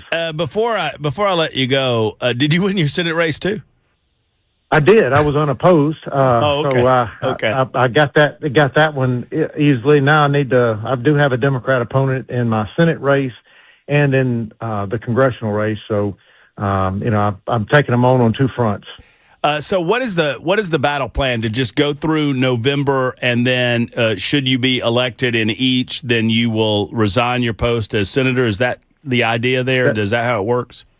That's correct. And then there will ultimately be a special election that will choose my successor in the state Senate. And I described earlier, and I think I described it properly as we talked the last time, that because of the nature of this election and the redrawing of the district lines, there was a special consideration for people entering this race, and the date for you to drop your Senate candidacy had already passed, so you were unable to do that. You weren't intentionally necessarily running in both, but because we're where we are, you got to run through the tape, in other words. That's right, and that was we heard that a lot of times at forums and campaign stops about Todd Warner, but I always defended him on that because I was in the same situation. And you're right, both Todd and me, even if we had wanted to withdraw from our state legislative races, we couldn't because the deadline had already passed. So we had to run for both if we're going to run for Congress. Well, Senator, thank you for your time. Thank you for being so available to us in Middle Tennessee. We hope that continues. I trust that it will, and I look forward to many, many conversations moving to November and beyond as our next congressman from the 9th Congressional District. Man, I appreciate it. I hope you'll wear that coonskin cap 2.0 with pride. I will absolutely do so as soon as I get it out of Jackson Williams' hands. He stole it from me, Brent. He stole it from me. I will get you a replacement. Brent, you're a good man. I appreciate that. Thank you. Have a great weekend with the family, man. Thank you, man. All right, take care. There's Brent Taylor, big winner in last night's 9th Congressional District. There you go, Jackson. We're all winners here. I took care of it. You steal the hat, and I'll get us a replacement. Don't you worry about You it. gave me the hat because I said you could pick the order or something. What was it? I guess, maybe there was some sort of arrangement, as I recall. Speaking of arrangements, Ken Weaver, I hope that you make some arrangements for some new, very, very nice things in your News Closet B for next week. I'll tell you what that means in a moment. Super Talk 99.7 WTN.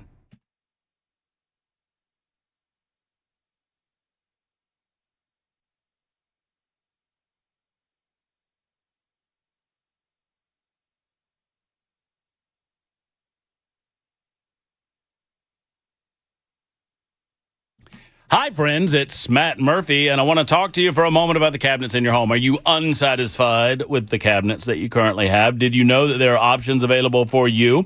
Timberland Cabinets, that's the place that I would recommend. Those are the cabinets that I would tell you to go get because I've seen them with my own eyes. And when we redo the kitchen in the Murphy compound, Murphy-Lago, we are doing so with Timberland Cabinets. Timberland Cabinets, founded in Middle Tennessee in 2005. Great cabinets, high-quality cabinets. They operate their showroom in Columbia. They also have one in Franklin by appointment. Either of those showrooms can really show off exactly the different styles, colorings that they provide at Timberland. These are high-quality, high-end cabinets and not at high-end prices. You'll see for yourself, and you'll see the pricing for yourself, and you'll recognize you're getting a great discount because they're right here in Middle Tennessee.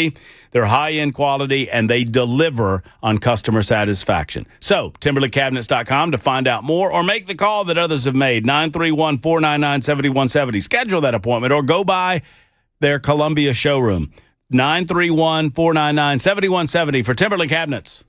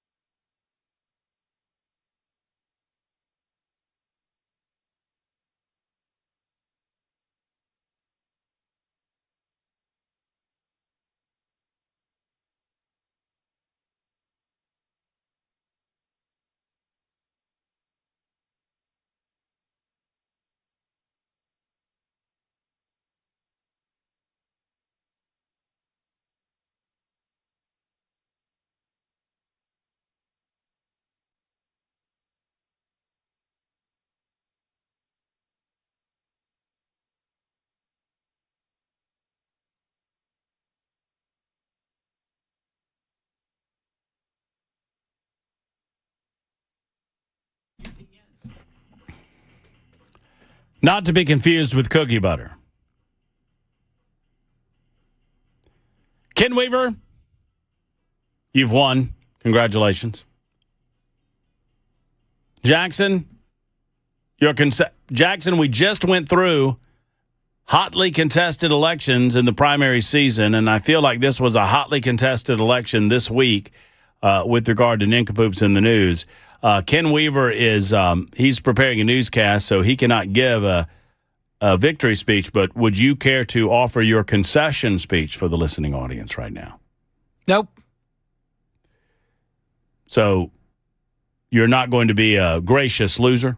Have I ever been? I'm going to sit here with my lips pooched out until Murphy Movie Mayhem. Hey, any ideas about the nominee? We need some recommendations on the super text line. I'd love to hear some. I've got an idea or two. Have you seen the movie Walk Hard? No. Oh boy, oh boy. All right, that's my recommendation. You'll dig it. John C. Reilly is the star of the show. It is a satirical. It's like a satirical biopic of a fellow by the name of Dewey Cox. Okay. Never seen it? Oh, man. July 21st. Get out of here, Dewey. We're doing marijuana. You don't want any part of this, Dewey. I've seen clips of it on TikTok. Well, that's my nominee. We're taking nominations on the super text line right now. It's CJ's turn. Let's talk about money in politics. CJ, go right ahead, sir. Hey, Matt. So maybe I'm being Captain Obvious, but I think the Democrats don't want a bunch of money in politics for a different reason than the Republicans. But the Republicans who say, yeah, get all the money out of politics are ignorant. And the reason I say they're ignorant, the Democrats own almost all of the media. That's radio, TV, print. So if we took all the money that the Republicans spend out of politics, then the Democrats have a free-for-all. I mean, because they don't have to pay for it.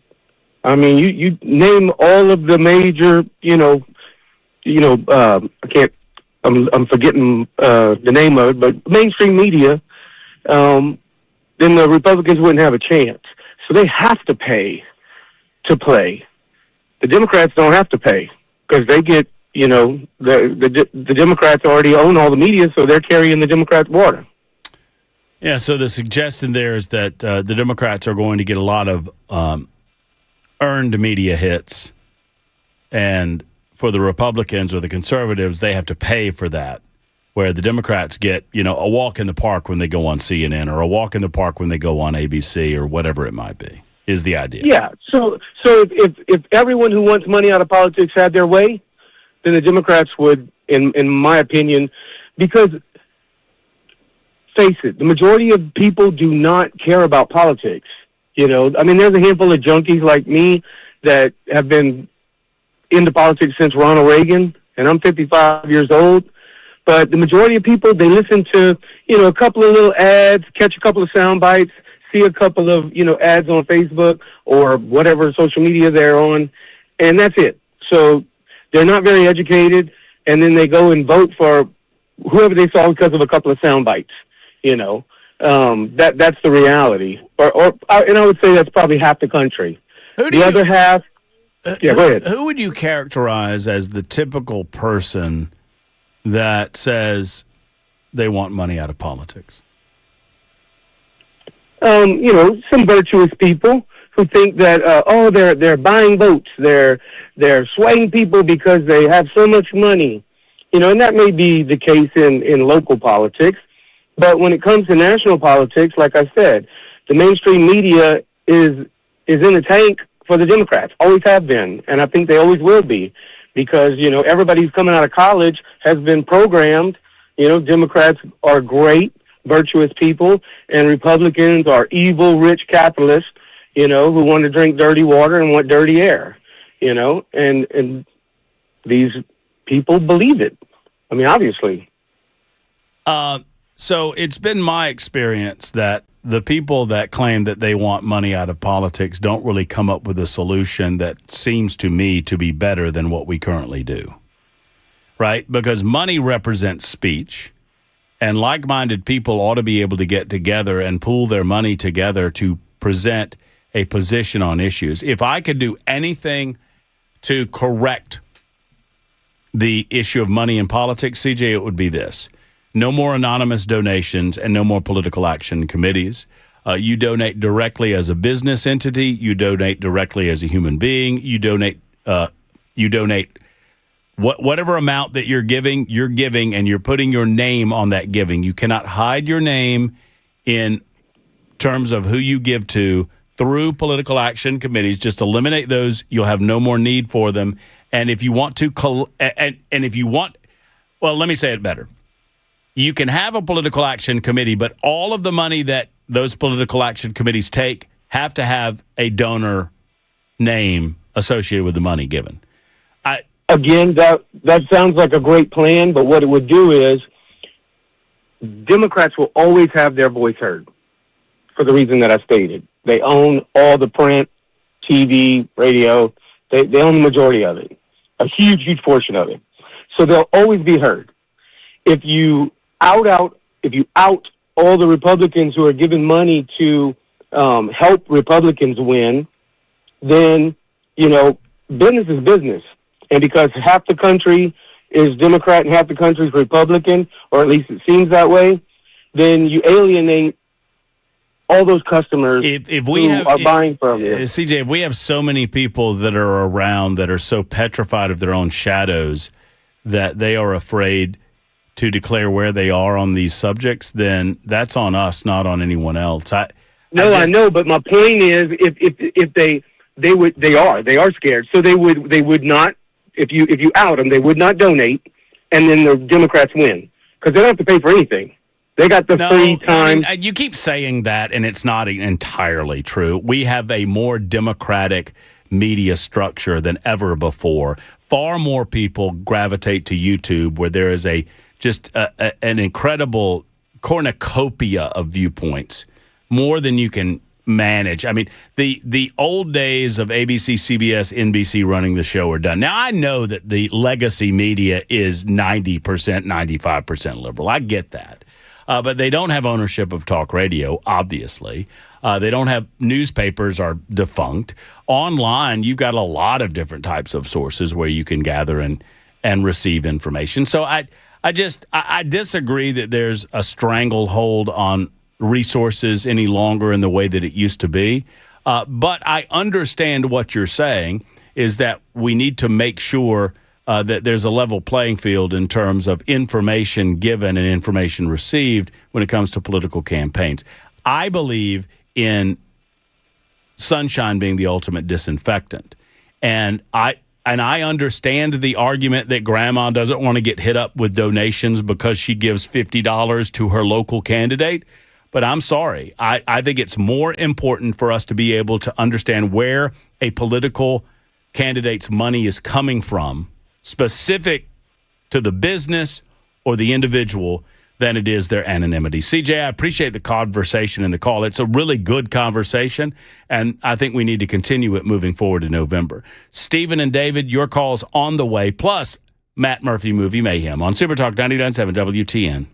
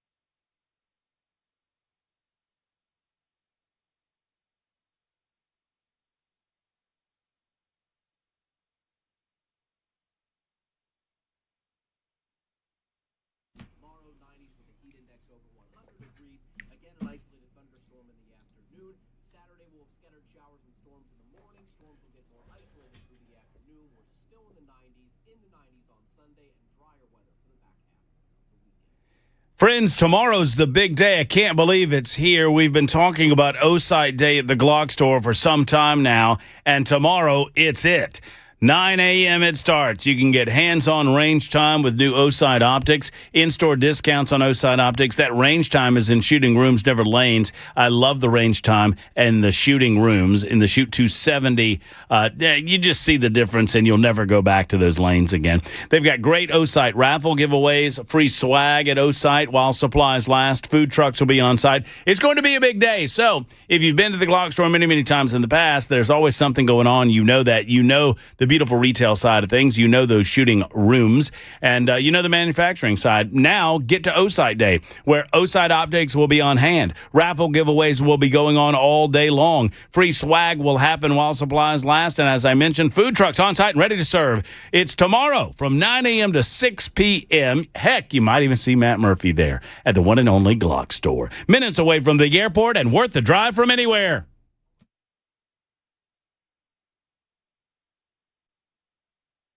Times are tough. Absolutely, I agree. Now, if you need a new truck or a minivan, maybe an SUV, Mid-10 Ford, they can help you out with great selection, terrific pricing as well. Mid-10 Ford, they've been around for 56 years, since 1969, helping people get the vehicle that is right for them. They can help you save $1,000 or more on select Ford trucks. They also offer special financing as well if you need it. Now, Mid-10 Ford, I like to say that they're a one-stop shop. You can buy your vehicle there at Mid-10 Ford. You can get it serviced. They have a body shop as well. So you want a brand new or a pre-owned vehicle, you can check out all of the great deals at their website, mid10fordtrucks.com. That's mid10fordtrucks.com. They offer low-pressure sales, maximum customer service if you show up at their business, 1319 Foster Avenue. This is a family-owned business going back 4 generations. So, yeah, they do know how to treat customers. So let them help you get into your next vehicle. Again, low-pressure sales, maximum customer service. Find them online, mid10fordtrucks.com. That's mid10fordtrucks.com. Let their family take care of your family.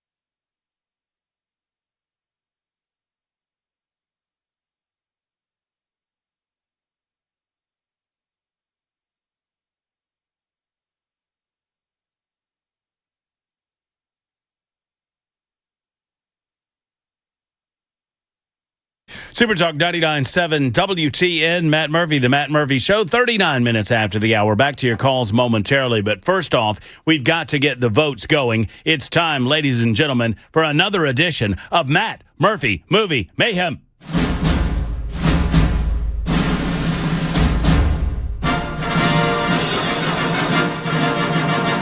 That's right. Matt Murphy, Jackson Williams, and the rest of the crew attempt to expand your cultural horizons. We challenge one another to watch a movie that we've never seen before. Jackson presents a film that he believes Matt Murphy's not seen. Matt Murphy presents a film that I believe Jackson's not seen. We allow you to nominate another film. Those 3 films go up for a vote. You vote on the one that we watch over the weekend, and you're invited to watch it with us. Last week was Interstellar. I was a little late on the draw, but I absolutely loved the film. Thought it was a weird kind of depressing first act, but second and third acts were absolutely fabulous. Jackson loved it. I think it was like 8.9 out of 9.6 Jacksons or something like that. Jackson, what do you have for this week? You know, Interstellar put me on a little bit of a space kick. Uh-huh. And recently this year, Project Hail Mary came out. I haven't seen it. I know you haven't seen it. I think it'd be a good one for us to watch. I've not seen it. I recall the trailer, and I recall being fairly excited about it. Is that, what is that, Ryan Reynolds? Ryan Gosling. Ryan Gosling. I always get the Ryans mixed up. Project Hail Mary is Jackson's selection. That's already on streaming? Prime Video. Prime Video. I like it. I like Prime Video.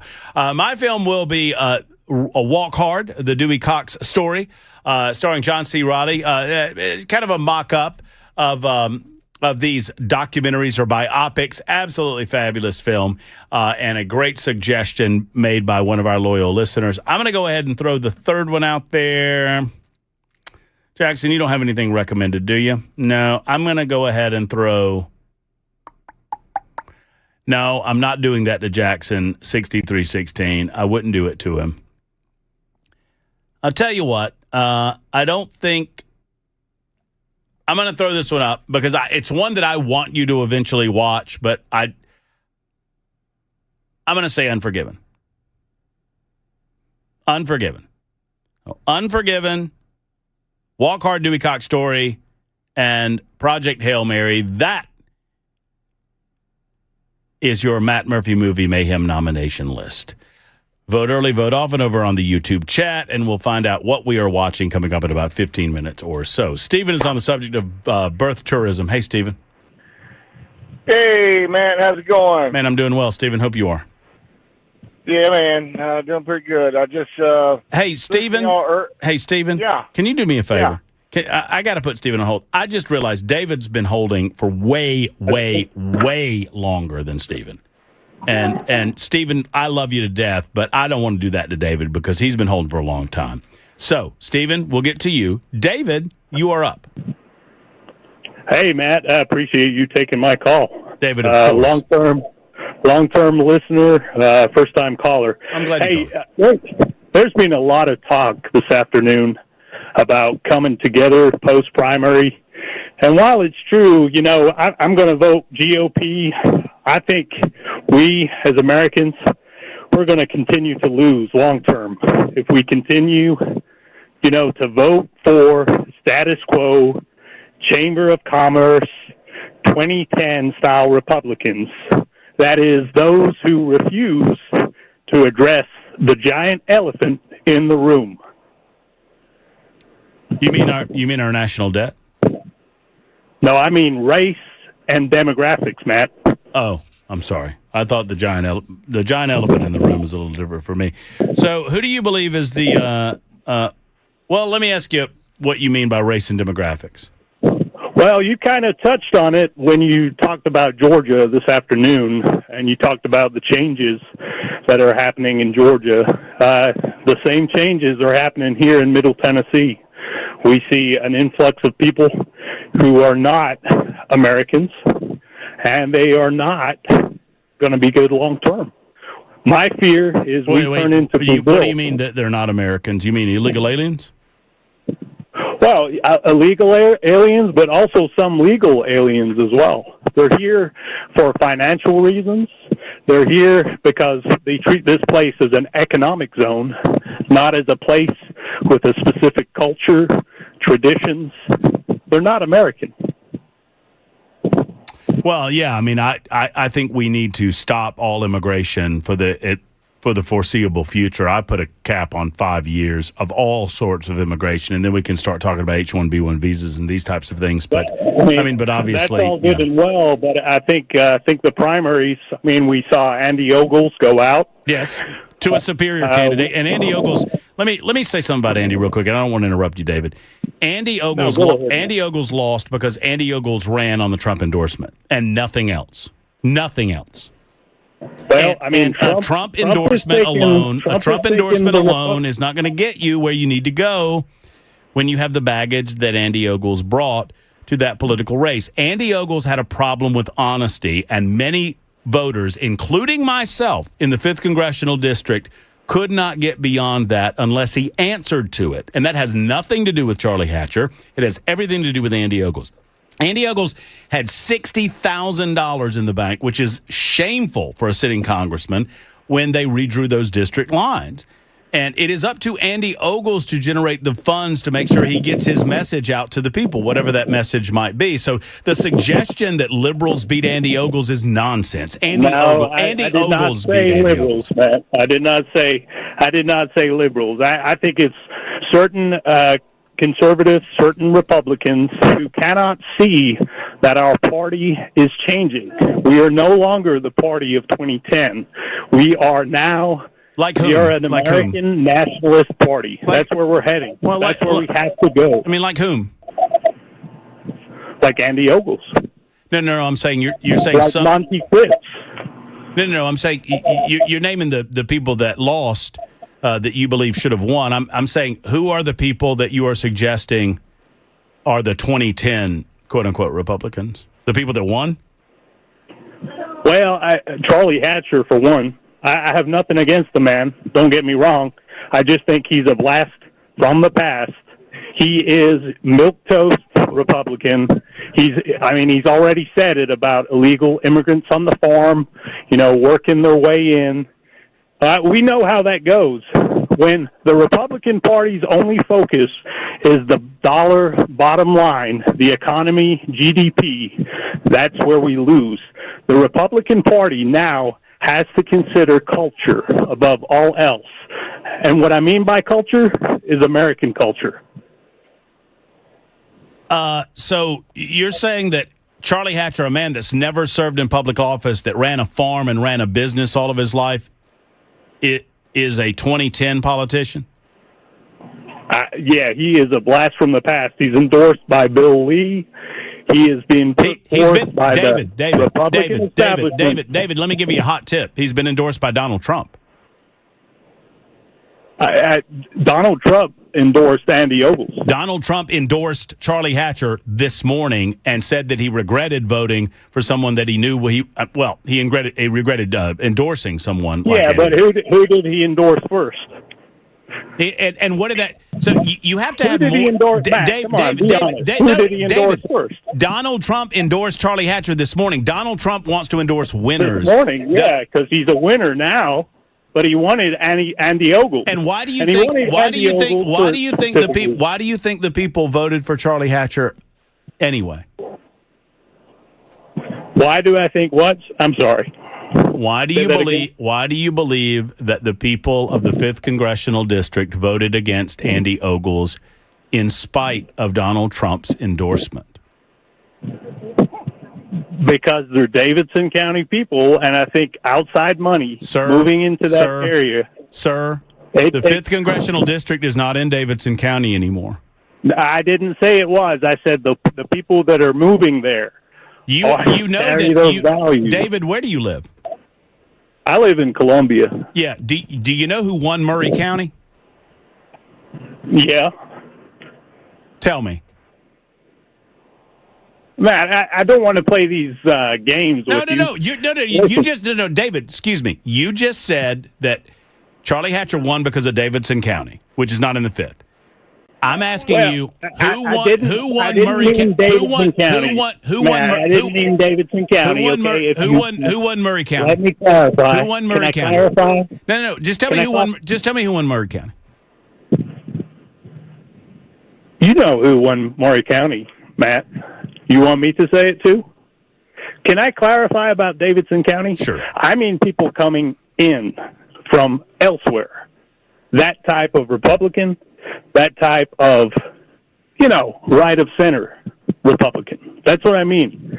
So when Murray County votes against Andy Ogles, and a majority of Murray County residents, where Andy lives, where he's from, the people that know him best, where he served as a county mayor, when they vote for Charlie Hatcher, you're telling me it's because they don't share Tennessee values? No, not at all. I'm saying that I disagree with their opinion with who they voted for. Maybe we just have a disagreement without turning one candidate into some sort of evil. I mean, I started this phone conversation, Matt. I said I will vote GOP, but I said long term we will lose if we continue to vote for this type of candidate, one that will not will not speak about demographics, about race, about culture. One that what refuses to say homosexuals have no place in America, like Andy did. I mean, do you believe that, David? There are homosexuals in America. Well, so there is a place for homosexuals in America. Look, I mean, I don't mean to come after you. This narrative that Andy only lost because of liberals is nonsense. Andy lost because of Andy. I mean, well, forget Andy. Talk about Monty. Talk about Fritz. Monty is an incredible example of what a candidate can do with online presence, with enthusiasm, with core conviction, and with very little money. He got more return on investment than I think anyone would have imagined. I applaud Monty Fritz's effort. I applaud the good that he did, and I'm thankful that he got the votes that he did. And I'm hopeful that Marsha Blackburn is watching and listening to the people that voted for Monty Fritz, to the 55% of Tennesseans that went to the Republican primary and voted for someone other than Marsha Blackburn. I hope she's listening to John Rose supporters. I hope she's listening to Monty Fritz supporters, too. That's what I'll say about that. Monty Fritz sadly lost my vote late in the campaign because of his ignorance of the Constitution of the United States, though. Well, are you talking about his thinking he can ban Muslims? Yeah, ban mosques, yes. Well, I mean, I don't disagree. It's true that may be constitutionally impossible. And he clarified, and to Monty's credit, I don't want to be too hard on Monty. I mean, I admit I'm biased. And David, I'm biased on the Andy front. I admit that. You know that. I mean, you listen a long time. You know that I'm biased on the Andy front. So I admit my bias there. When it comes to Monty, I love the fact that Monty was called to public service, and I hope that we have more people like him. And I don't disagree that we need more people grounded in the roots of the Constitution. I think we'll agree on this. Not beholden to the Chamber of Commerce. I agree with you there. Beholden to the people and to the Constitution of the United States of America. And I hope that we get there. Yeah. Hey, one last thing, Matt. I appreciate it. The Constitution was written for white Europeans. Yes, we the people. That's right. Well, I don't know what that means, David, because there's nothing in the Constitution that excludes others from enjoying the blessings and liberty of freedom in the United States of America. I'd have to explore some of that commentary a little bit further, and I hope that we do at some future time. Me too, buddy. All right, I man. appreciate it. All right, take care. I really don't quite understand what that means. 53 after the hour. Super Talk 99.7 WTN.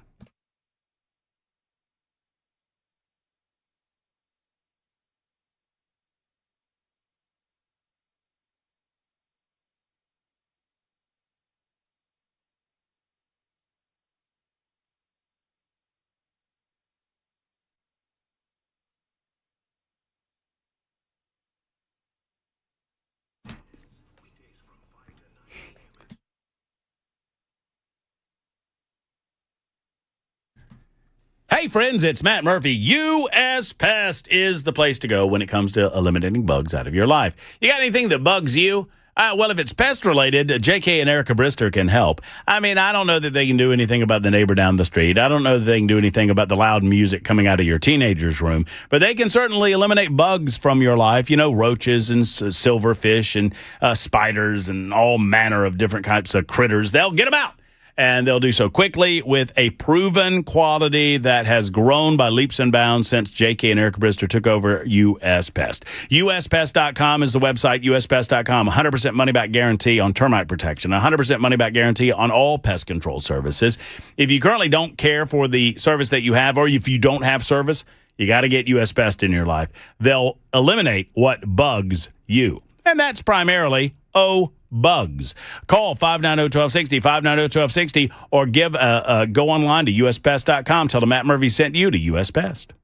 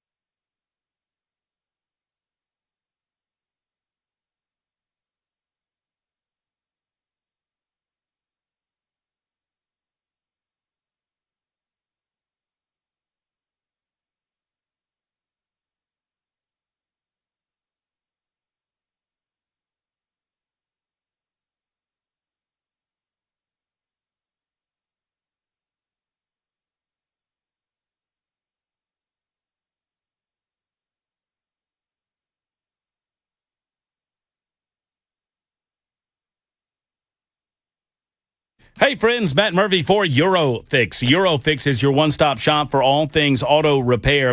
One of the things you need to know about Eurofix, you come in and they're going to make sure they understand what your car needs before they touch it. That's where the free 15-minute no-wrench inspection comes in. Why is that important? Because they want you to understand what your car needs before they lay a wrench on it. That's comfort. That is customer satisfaction. That is a connection between themselves and the customer. Secondarily, a 3-year, 36,000-mile nationwide warranty on all the repairs they perform at below dealer pricing. Don't get ghosted waiting on a call back. Eurofix will always call you back. They'll treat you right. They'll treat you like family.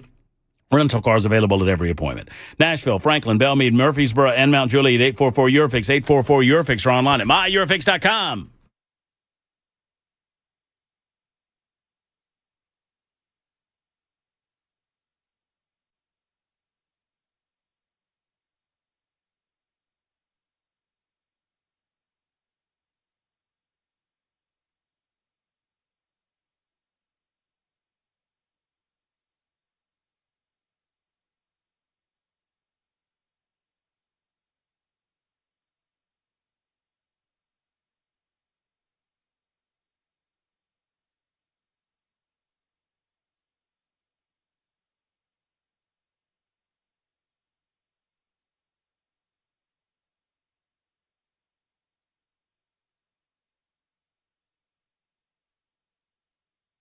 Super Talk 99.7 WTN. Ladies and gentlemen, before we get out of here and call it a weekend, Jackson Williams and Matt Murphy have a little business to attend to. Jackson, I have no idea about it. I got nothing but a question. What are we watching? Project Hail Mary gets 64% of the vote. Unforgiven 20%, Walk Hard 16%. Oh, I kind of wanted to see Walk Hard again. I might watch both. So Project Hail Mary, presented on Amazon Prime, another science fiction flick. I will enjoy it. I hope you will as well, and we will report back on Monday. Y'all watch together with Jackson and myself. You going to watch this weekend? Well, yeah, I'm going to watch this weekend, probably right after the Iowa race, after Chase Elliott wins that thing. Takes care of that business, getting ready for the playoffs. It'll be another fake win in his playoffs. Playoffs? Is he going to make it? He's got 2 victories, and he's in 6th place in points. Yes, I think he's going to. Oh, he got passed by Hocevar at Indy. I think he's in 6th place. I believe that's correct. I feel good about it. You feel good about it? Yeah, both my favorite drivers are ahead of yours. Denny Hamlin's going to do great until the end, and then he'll be handling, if you know what I'm saying. Hey, y'all have a great weekend. I've enjoyed it. I hope you have as well. Don't think about politics this weekend. Spend some time with family and friends. Matt Murphy speaking and saying, have a good day. Pass it on. Hug your loved ones. So long, everybody.